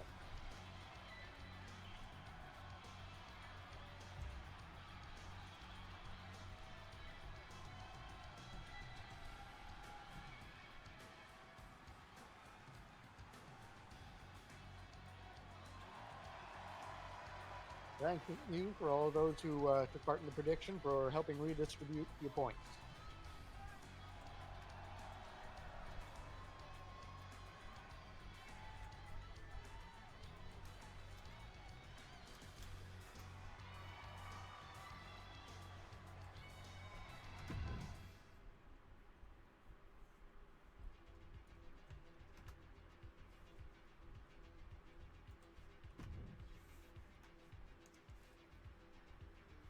Oh, hey. I tried to get this one through the poll in balance a couple of weeks ago.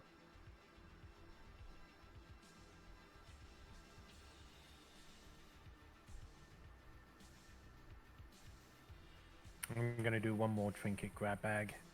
Alpha, that isn't just a tree. It's a juniper tree. There are things you can do with juniper if you know what you're doing with them. This is Alpha we're talking about. True. There are things you can Google that you can learn to do with a juniper tree if you know what you're doing with them. And how does thorn react to trees? True. It is a tree. Rosso, you may have gotten a blood-covered feather from Caw. Ah, so that's where you go up that.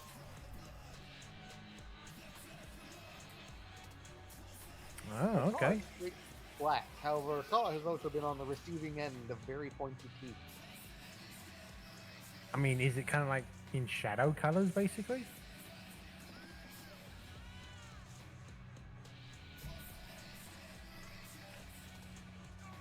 And when I say that, I'm talking in more like Shadow the Hedgehog colors.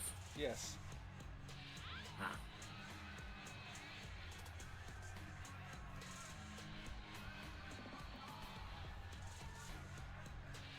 Have a good one, Redeck.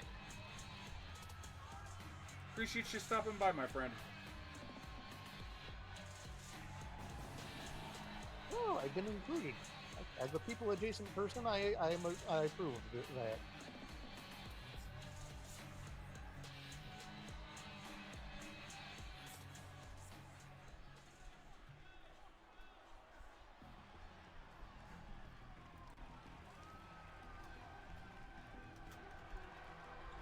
Kayeth, Honestly, I wish I fucking had this one.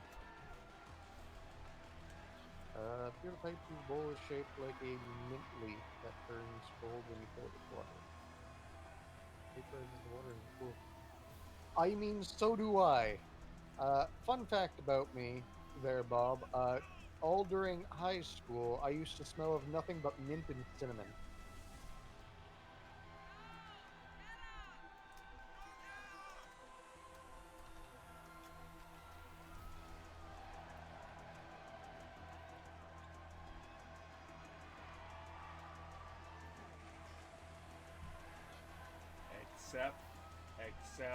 Except, give me them channel points.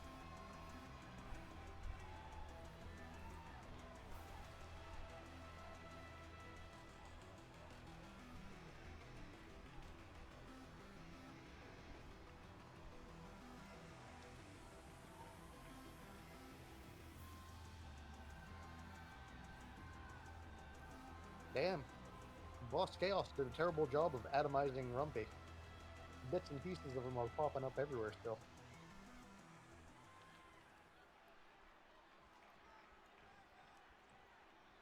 I love Goosler. Oh, Goosler's great.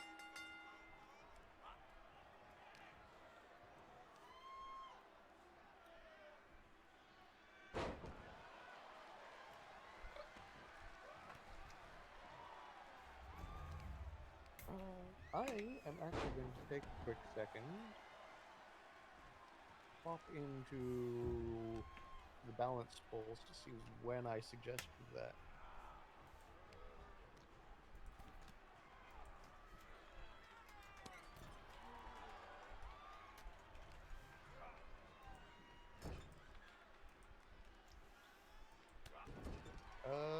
It was on the poll for week 11. Marcus versus Goosler falls count anywhere. However, I think this is just a normal match. Normal match. Yeah.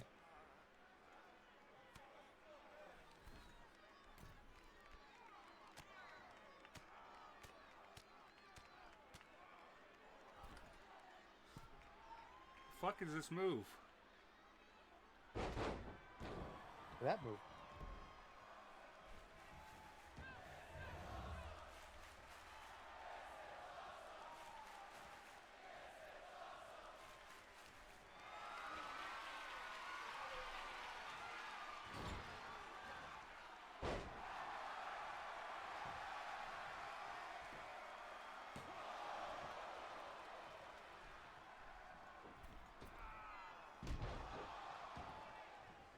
I don't know what was going through Goosler's head there. He might have been fighting something that wasn't there.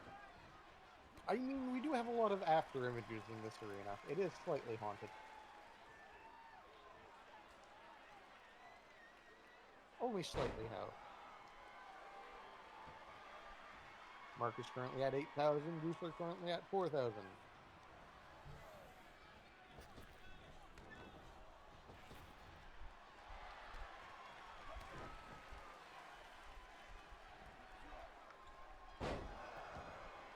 And we have blood.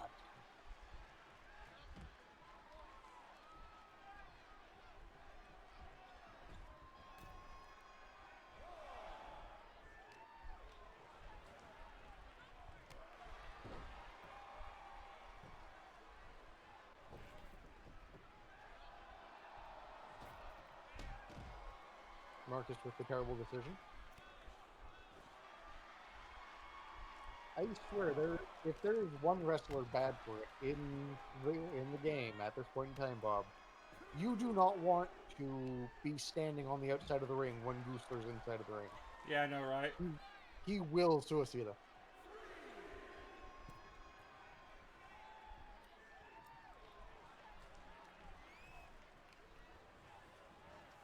I love a good flyer. Oh yeah, no. Goosler's great. Actually, I don't know if Goosler is actually a flyer.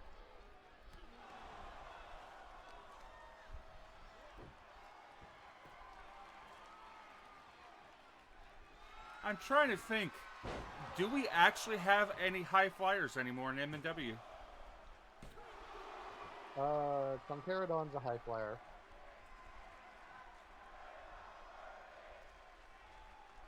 I think one of the other luchadors is a high flyer, and I think there's one other high flyer. I think there's only the three.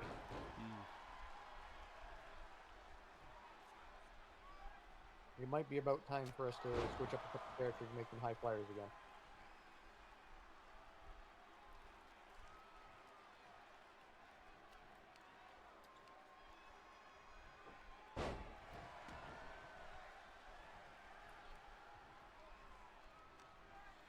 I'm sorry, but Grim is not going back to going to the top rope.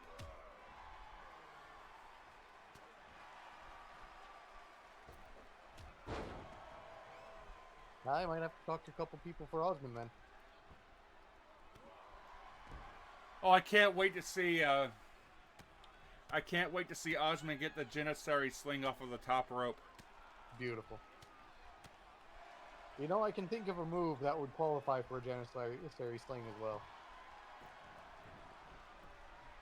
Catherine, his one of his signature moves back in the day when he was wearing the red armor was an avalanche bulldog off the top rope.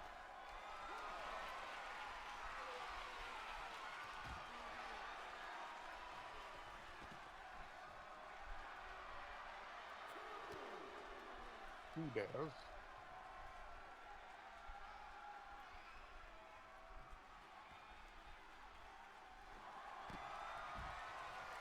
This was back when he was wearing the original red armor and was going with the Little Red Riding Hood motif.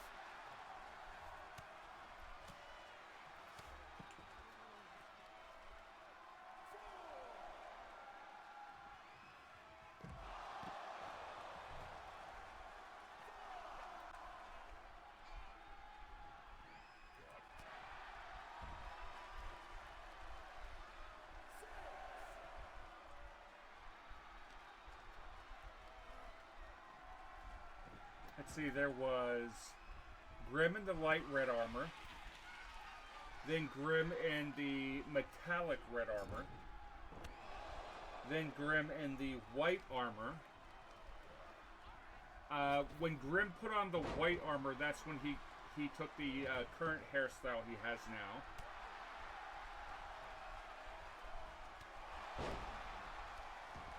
Then he adjusted to the lab coat. He got rid of the Plague Doctor gear and went full lab coat, full mad scientist. Then he went Inquisition.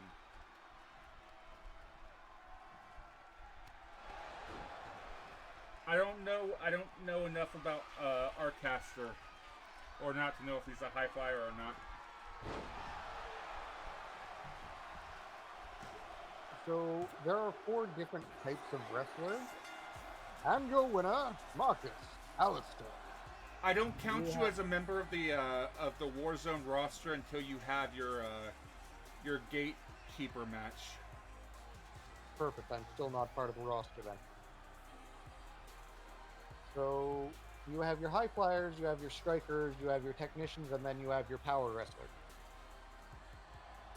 Each one of them encounters one of the other ones fairly handily.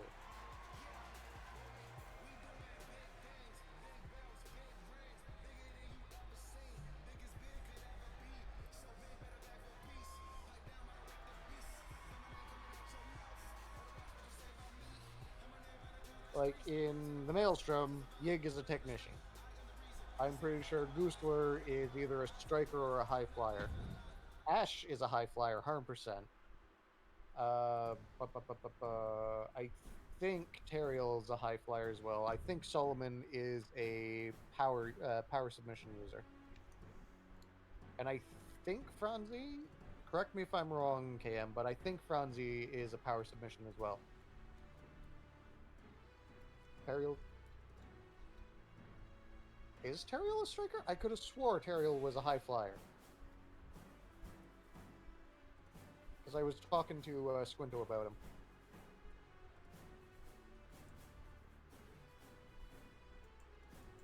Alpha. You choose one of 4 different groups. You can be a high flyer with striker moves.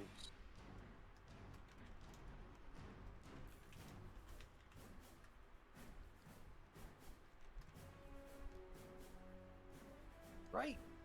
This is the first week where we've had all 3 teams represented in only one team. In only one team?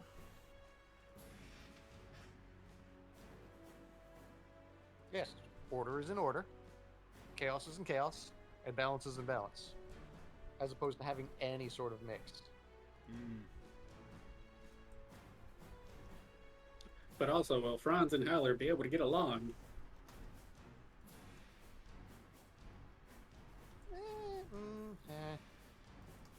It depends.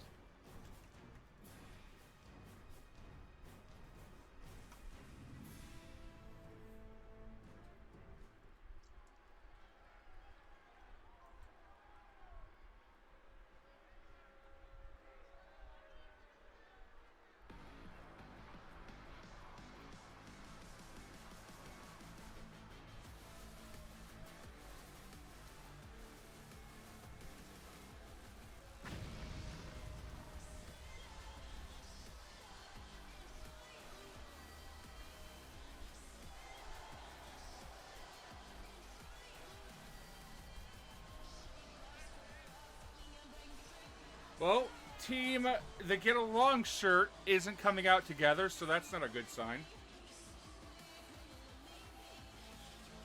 I believe that was a choice by security, overriding the request by chaos. They wanted to make sure that the fight didn't start before the bell went.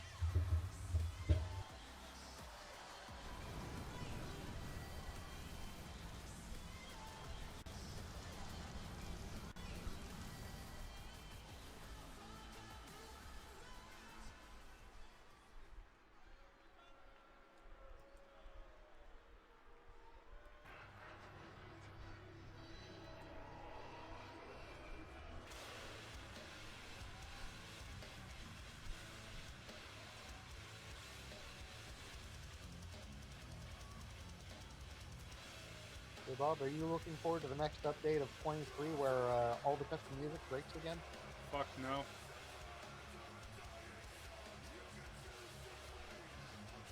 I'm looking forward to it about as much as a root canal.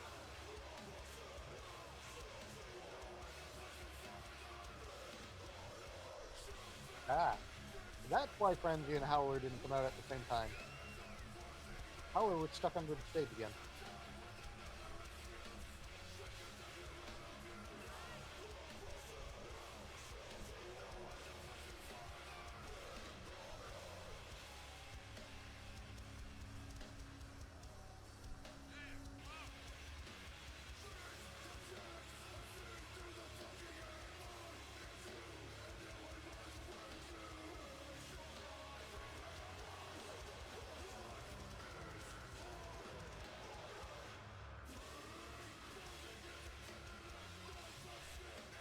Currently we have 5,500 for the Rising Sun, 1,000 for the Super Leaper Bros, and 2,120 for Team Chaos.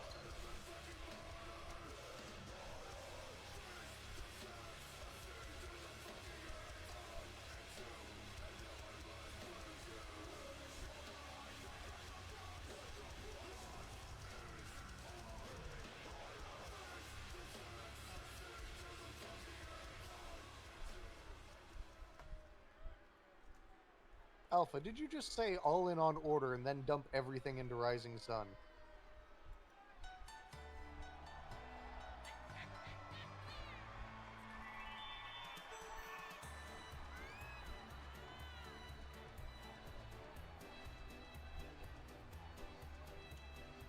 Oh, Rising Suns now has 12,700 points.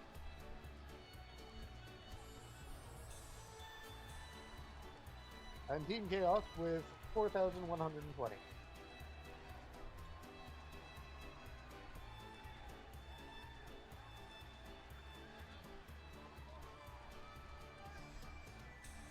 Some really nice beach tunes coming off for this.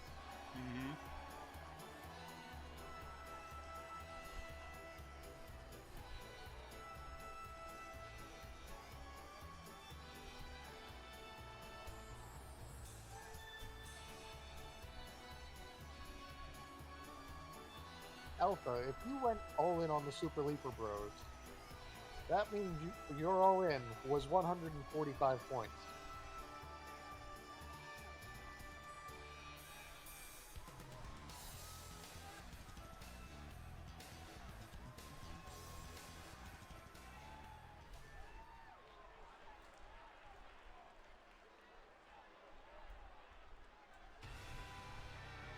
Ah.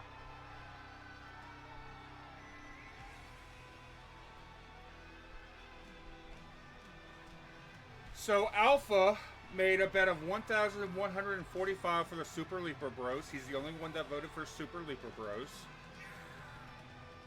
For Team Chaos, we have Calypso for 2120, Robot for 2,000, and Matrix with 2,000. And for Rising Sun, we have Stormtrooper with 5,500, Arc Leon with 4,200, Vegeta with 2,000, and Catherine with 2,000. I would like to bet a bar of soap on Rising Sun. Does this bar of soap smell like corpses? I am not at liberty to say legally.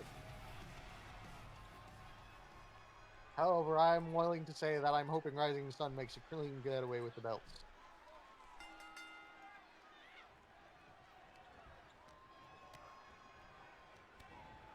We're both trying to go after Rising Sun first.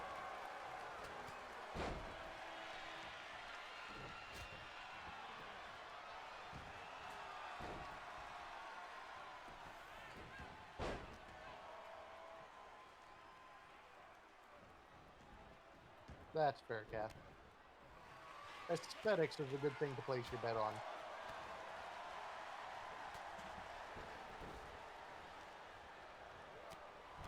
How are we doing?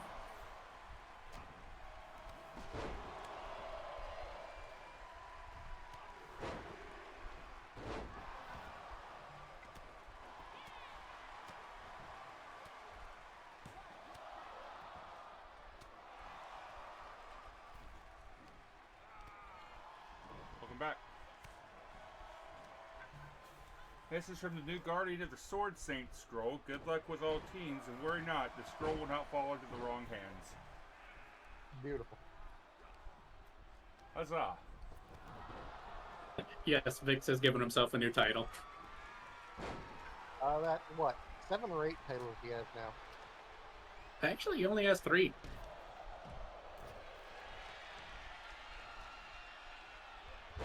He's the Great Gold One, the holder of, the Kinetic Aesthetic, the holder of the Sword Saint scroll. I thought he had at least 2 or 3 more. Hold the fuck up.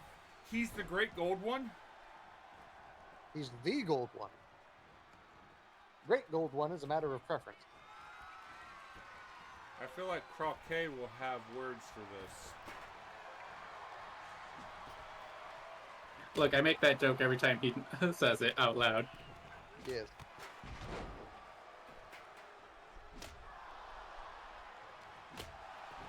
Good thing those Leaper boys have shells on their backs. That's a lot of kendo to the back. Indeed.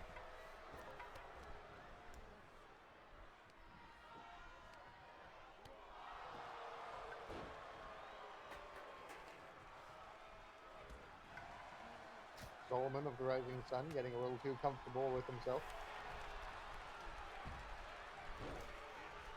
He keeps showing off his martial arts prowess by picking up the kendo stick again and then not using it. Well, if you want to run a heist, we do have an option. Streamlabs does let us run heists.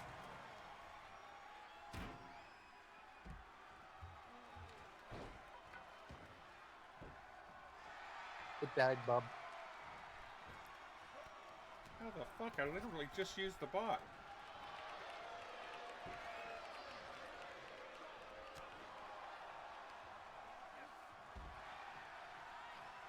It might just be the heist command.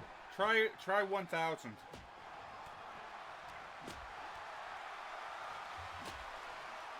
All right, we I still have the 50 lead. sets it off.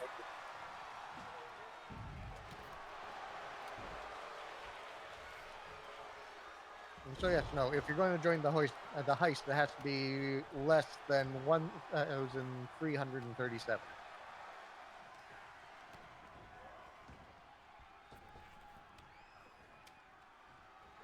Ah, yes, that's right. I made a shitpost goblin. Yes. Solomon being given time to recover.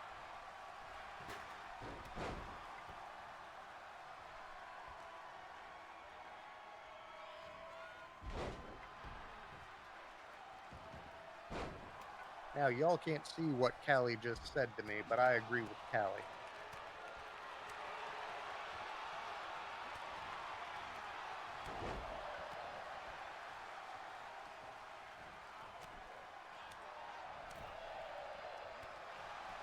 You know, it's kind of interesting because the Leaper Bros are the only team in the Maelstrom which came into the Maelstrom as a team. Mm-hmm.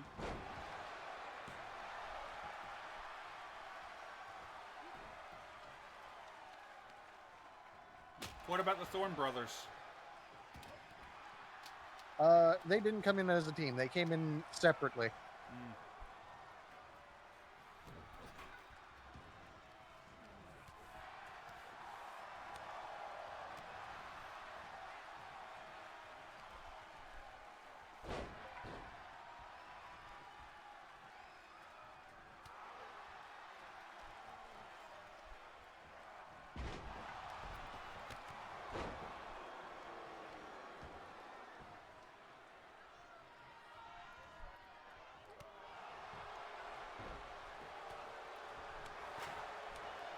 Apparently, Dr. Grimm wasn't expecting us because it looks like everyone made it out all right. No, somebody didn't make it back. Oh? Let's see, Vidya, Catherine. Hey, Yeah.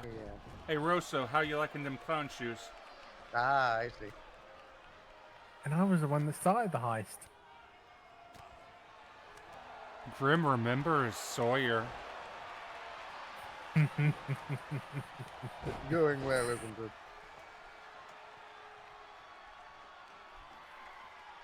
I don't know why I mean, Grim... how do you know? I gotta ask, like, how does Grim feel about what Sawyer's doing at the moment? There are many conflicted emotions.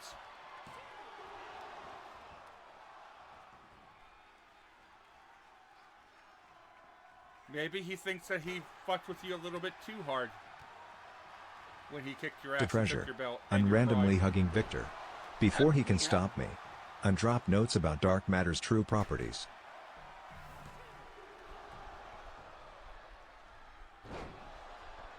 I mean, the thing is that Sawyer at that point was like, I don't really give a shit if the title gets taken from me or not. Oh, have you folks seen the theory as to why the Fae dislike iron? Do tell. So, the running theory currently is that iron is the most stable element. Any elements higher on the elemental table, you can produce energy via fission. Any elements lower on the periodic table, you can produce it through fusion. Which means iron is the only element you cannot easily extract energy from. Huh.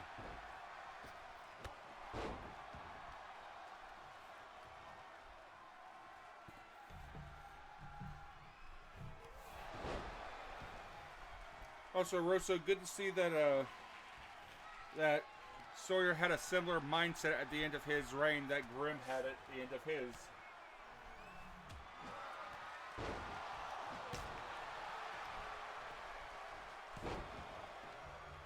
It was a well, fuck. I got everything that I needed from it.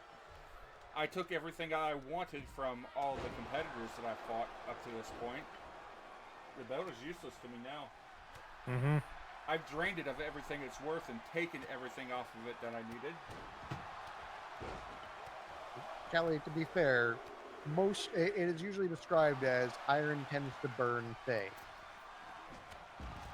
So as much as getting hit with iron sucks, getting hit with iron and then having a burn scar afterward would probably suck more.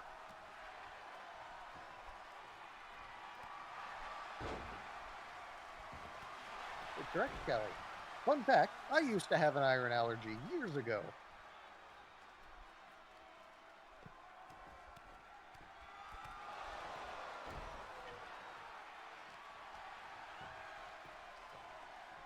Bob, does that surprise you at all, knowing what you know about me? No.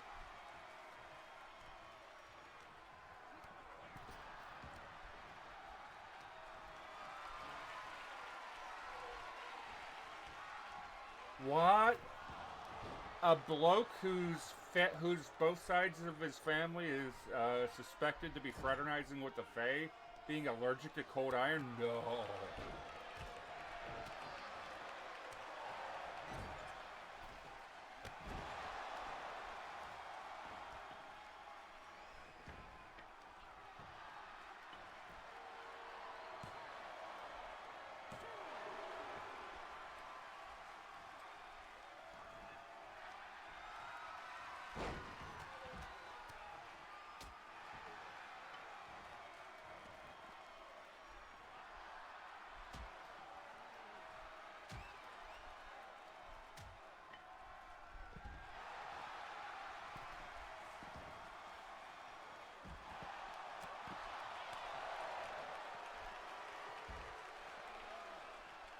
I'm kind of low-key digging this match. Oh, it's definitely going. But the only team that doesn't have something on the line for this is technically balanced.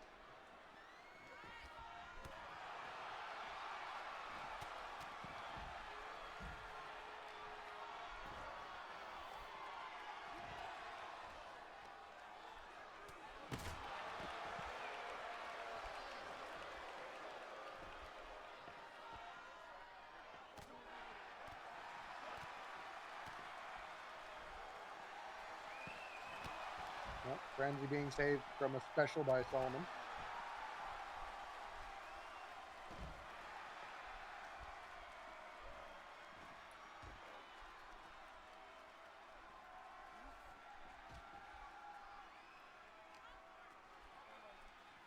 Ooh, Frenzy is really busted open. Looks like so is Iki, and I think Howler might be as well.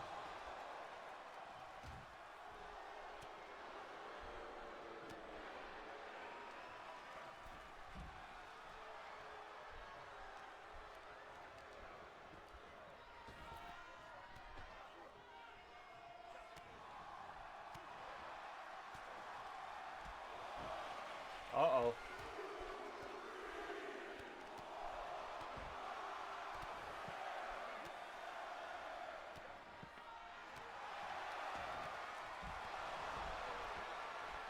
I mean, if Howler wasn't busted open before, he is now.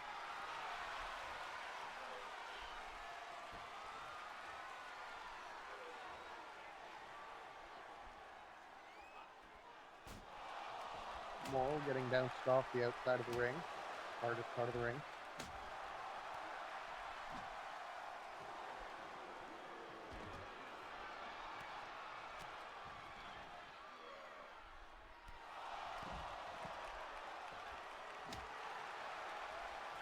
And Howard's Howard's, he's not having a good time. He's getting JoJo jumped. Yeah.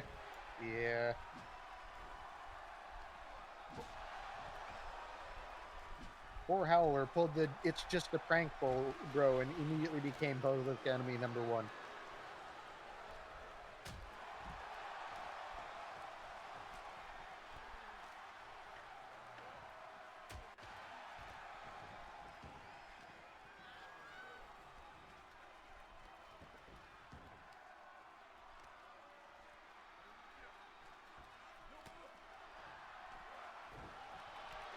Yeah, half of everyone is down. Franzi has a chance to steal this.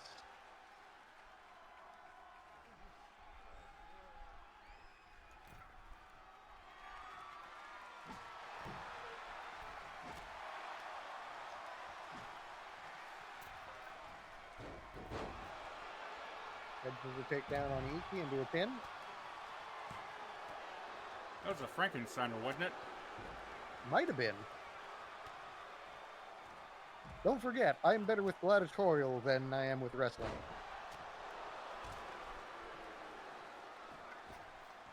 Solomon looking like a red and black stain on the floor on the outside. Moral setting up for something big against Franzi. Ooh. Dorvish Doorbreaker to the face. Immediately broken up by Howler.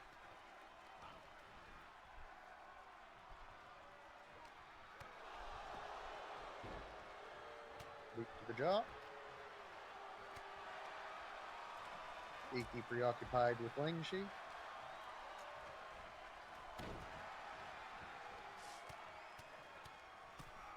Mounted open palms on Moral. Damn, Howler stepped away just in time to get to avoid the sledgehammer. Frenzy in the middle of feeding frenzy. Both the leapers are down. And we have more blood. And I have no idea who that was. I think that might have been Solomon. Iki pinning Moral. Immediately broken up by Frenzy. Howler just getting the taste slapped out of his mouth by Lingshi. Ooh, Franz ignoring enough time to let Iki and Moro get occupied. Now going in for the finisher. Beautiful. While Iki's in the middle of a move, he doesn't see it. And Franz almost stole it. I mean, Franz is good at stealing wind. Quite literally there. I'm pretty sure that's the second or third kendo stick that is broken. One fall, I believe, Zach. I think the only modifier on this was Tornado Tag.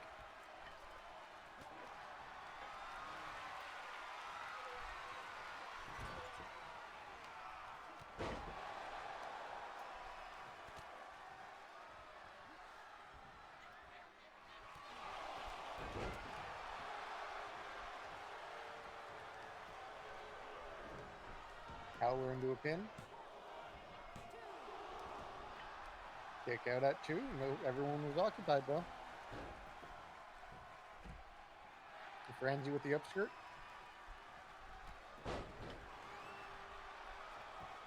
I don't think you can there, Kath. Iki kicking out at 2. Howler not quite fast enough to break up that pin.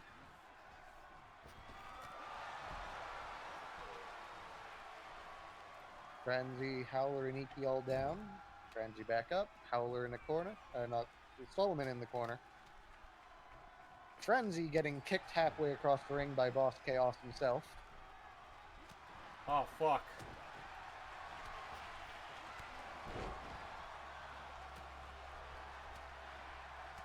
You saw a dark shadow in the ring that kicked Franz? Look, that bitch may think he can hide from me. Can't.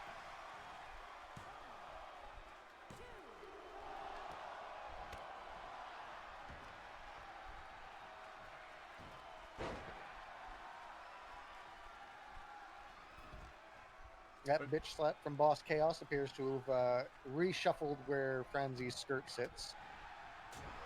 Ah, good. A wardrobe malfunction bitch slap. The stomp from Lingshi to Frenzy into a pin. Everyone's down. Howler manages to break it up before the 1.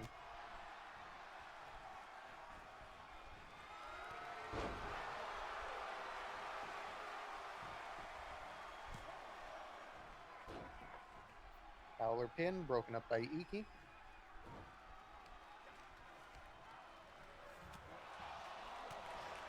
Iki going for something, reversed by Frenzy. Lingshi trading boots with Solomon. Picking up Howler. And Solomon just slapping the taste out of Lingshi's mouth. Iki getting shoulder thrown by Frenzy. I think you've been here for about 5 years. You know, call it a hunch. Just the slightest hunch.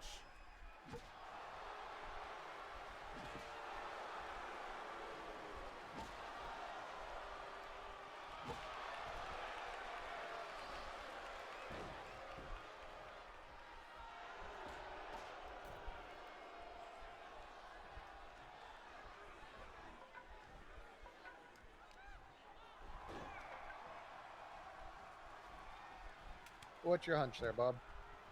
Well, danger on my shoulder said follow age, and then got 2 or 3 different prompts telling them how long they've been here. Sounds about right.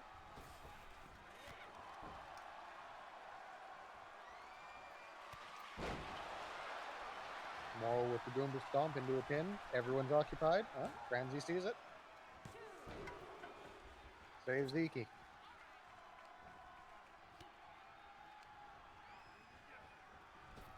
And it is just a melee in the middle of that ring right now. Oh boy, howdy. There are 3 broken kendo sticks just scattered around, and that one lonely sledgehammer that hasn't been touched in a minute. Moral's out of the ring. Solomon's missing his thigh and his lower chin. Into the pin.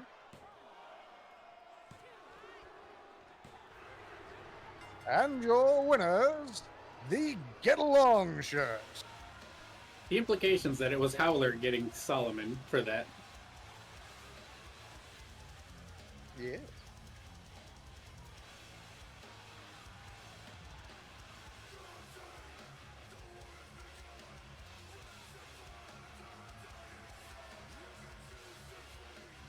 Friendly reminder to our new belt holders that is a 50 gold purse you each get. Hey, Derek Kai, there's no woman in this match.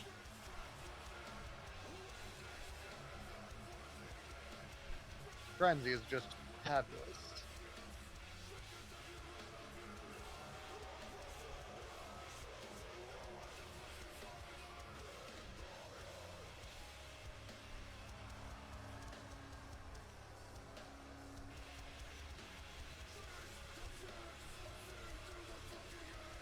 Uh, 10 for a match, 10 for winning, and 50 for winning a belt.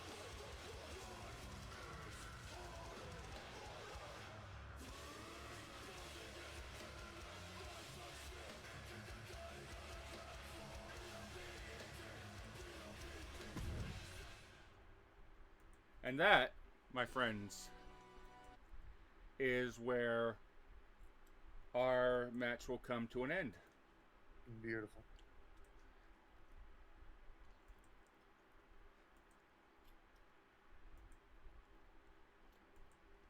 And Team Chaos gets the points.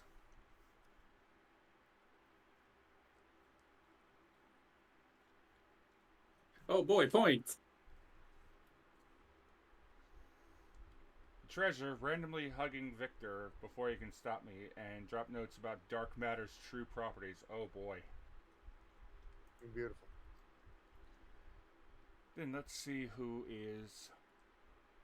Bob, if I may, considering that was a match stacked against them, I would like to provide both Howler and Franzi with 1 can of Dragon's Feast each. Huzzah!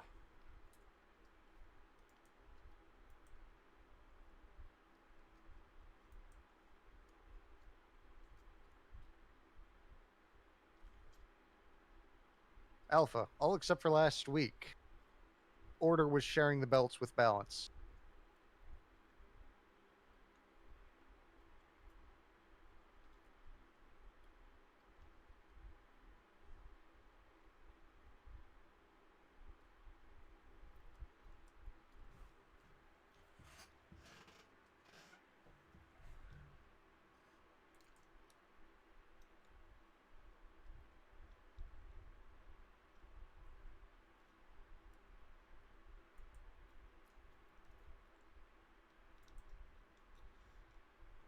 So, friends, I want to take a minute. I want to thank each and every single one of you for coming in, hanging out, having some fun.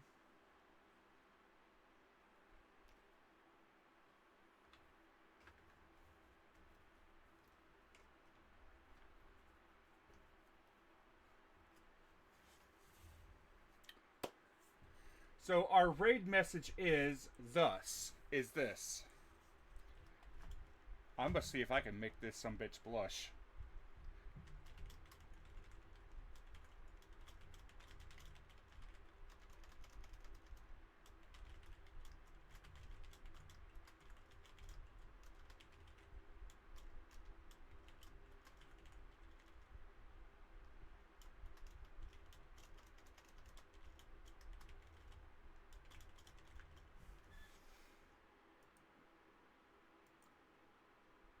Let me,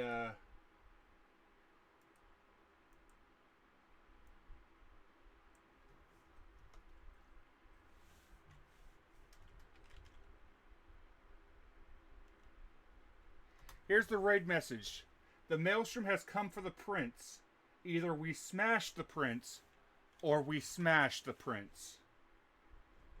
Is up to you. Have fun, y'all.